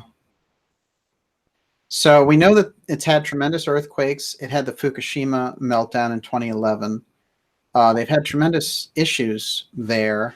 Something very strange about Japan, where it has these earthquakes. It has the nuclear meltdown. It was the site of the first and only atomic bomb drop. Very, very unusual sort of karma for that place. But I've always found that reading very strange. And I'm not saying it's something that will come to pass. It may have been something that he was just seeing way off in the future, but where he said the greater portion of Japan must go into the sea. Well, you know, Japan has the Devil's Triangle. Yes. You know this? And they have like, there's a whole city. Is it on the eastern coast of the archipelago? Mm-hmm. And they have divers that go down there. It's another lost city as well. And that's right off the coast of Japan. And of course, Mount Fuji is an incredible part of the geography there as well. And Japan's a really special place, but they do have a Devil's Triangle there too. I think it's interesting because Graham Hancock went there, and it's that whole thing about the Yonaguni monument, which is underneath there, which looks like this gigantic structure underwater. So there's a lot of parallel around there. I'm actually glad it's so easy here on our end of the spectrum to go to like Bimini or to go to Cuba, and you can kind of look around those waters. They're not so treacherous, whereas over there, the stuff is really just so hardcore you can't even dive. Oh, yeah. Yeah. Amazing. All right, Miss Olivia, the finale question of the evening. I'm gonna sneak in two more. Okay. All right. So JJK wants to know, do you think Trump will release the Kennedy files now that Papa Bush is gone? No.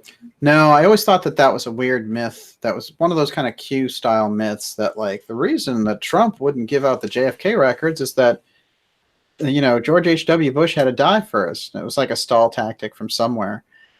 No, Trump has a real problem with those records. And he has a real opportunity if he lets the Kennedy records out. Specifically, if I could sit down and speak to the president, I would tell him to let out the Garrison records, which refer to the fact that the motivation for the assassination of JFK came out of the aerospace companies. That's very significant because it gets into the story of the secret space program, and it gets us into that level of technology and what they're planning on doing with space. And since Trump is so interested in the Space Force and all the rest of it, I think that would give him tremendous leverage in dealing with the intelligence agencies. So I would highly recommend letting those out. I would reconsider the situation and not wait until April 2021 now. What are we going to have to do? Another HBO special in April 2021? We'll just do them every year now, just expecting those records to come out. But I think it is interesting, though, because Trump is caught in an interesting place there. My suggestion to the president is stand up to the intelligence agencies. And in terms of the, kind of friction in the alternative media space, that Trump was holding on to those records because of George H.W. Bush. No. I mean, the Bushes didn't even help him get in office. So no. They have no love for him. He ran against Jeb and demolished him. So no, I don't see any love lost between those two. Okay, Miss Olivia. Okay, I'm going to link these two final questions. All right. So, okay, Brandon Jimenez says, DJ, Deep State and the secret societies believe chaos, out of order, entropy to move forward towards the future. Do you think we need chaos to evolve? And of course, Littlefinger is big in Game of Thrones. His whole thing is chaos is a ladder. Love that. And linked with that, I want to ask a cult fans question, which is what can we do to protect ourselves from energetic attacks? Because I actually think they are linked. Is that there's a lot of chaos coming our way, individually and collectively, and what can we do to center ourselves and be in a power activation to be able to handle it? Well, I'll take the first question. Obviously, the second question is Gigi's, because I don't know what you can do to center yourself, but Gigi can give you some good information on that. I'll tell you this, that they have the central banking warfare model has thrived on chaos for thousands of years. So they're not going to change their modus operandi. But there's something happening which is going to make that look very archaic. And it is that awakening that's going on. It's gradual. It takes a long time. What we can do is follow up on the things that are transformative. Information like this, the information through the Solari report, GG Young's information, Giza Death Star, getting our hands on things that can actually give us that transformation ability, staying away from the wild stories, staying away from the circus, the Gaia circus, the whistleblower trap, that kind of thing. You can get your energy back, and you can get some, be very coherent in your thinking. Then you have an opportunity then to make a real difference. And if enough people do that, and we're starting to see it, then I think somebody, the elite groups coming forward and trying to gain power with chaos will be very, very obvious. And we've seen that already in some of these cases where when they were trying to pull off something that was a false flag or whatever, it just wasn't going to fly. The populace was too aware. Or, full-on war against Syria, for example, just not a very popular option. So we do see some signs of awakening here. And so I'm going with that. GG, I think the second half of that question, somebody was basically saying, in this environment, obviously, you're going to be hit with a lot of negativity as well. What's a good way to kind of stay centered through all that? Yeah. Through a chaotic civilization change. Absolutely. Well, right now we are in the darker days. So we're going to be in the darker days until the solstice with the return of the sun, the S-U-N and the S-O-N, right? So we're coming into that time. So just know that from now until the time when we get into the lighter days, it can be really dark. So sometimes it really helps to understand the patterns that we're in. And we are in a shadow time and a dark time. So take time to rest, really take care of yourself. If you feel like you're moving into anxiety, which is really going into your upper chakras too much, or you feel like you're going into depression, which is really kind of letting your lower chakras get really heavy, take time for yourself. Don't try to push through and endure things. Take time for yourself. And the moment that you feel that way, also don't watch your addictions to chaos. I mean, we're like, oh my God, I hate chaos. And then we're like getting on the chaos bandwagon. Like watch whether or not you're being honest with yourself about you choosing chaos as a distraction. Because a lot of the times we actually choose chaos or we choose drama because we don't want to go into our own personal chaos, right? So I'd rather be involved in all this external chaos and be banging my fists to the world than to go inward and to deal with my own personal chaos. So recognize that we do that as people. So be honest with yourself about where you are in your process with that, and take care of yourself and do what you love. This is the biggest thing is find activities that you absolutely love doing and make time for them. Because when you do activities that you love, you become on fire with yourself, and it's much harder to get thrown off balance when you're doing that. Wow, that's really great advice. Fantastic. Gigi, thank you so much. Excellent information tonight. We're going to close tonight with a quote from John Lennon, actually, and it's, imagine there's no countries. I wonder if you can, nothing to kill or die for, a brotherhood of man. Excellent lyrics there from a complex guy who left us too soon. And had great interests and had spent a lot of time on this Atlantis Rising concept, showing the kind of deep esoteric side that he had. We will be back with you next Friday for X episode number 39.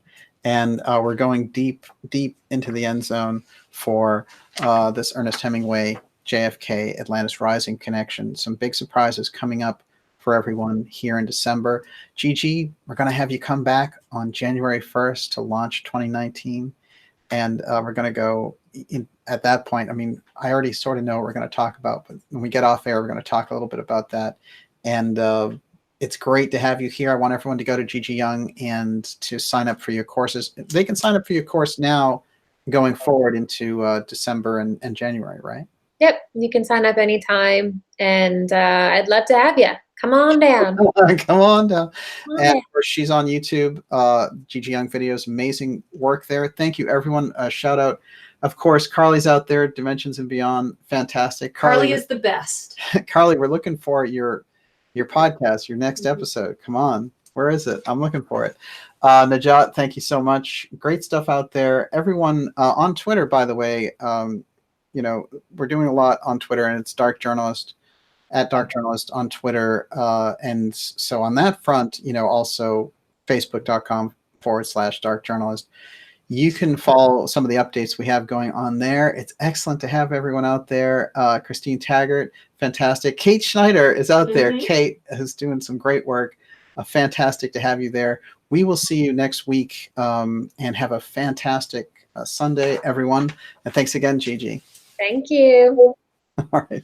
And Miss Olivia, you got the last I word was of the too night. tired to enjoy the pizza last night, so it's going to be a redo. Redo. I like that. That's kind of like renovate.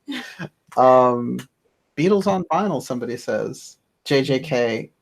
David Termina, it's great to have you there. We will see you all next week. Thanks so much for sharing this time with us. And you guys were outstanding. So have a great night, everyone. Thanks, everybody. It's redo time. Re-pizza.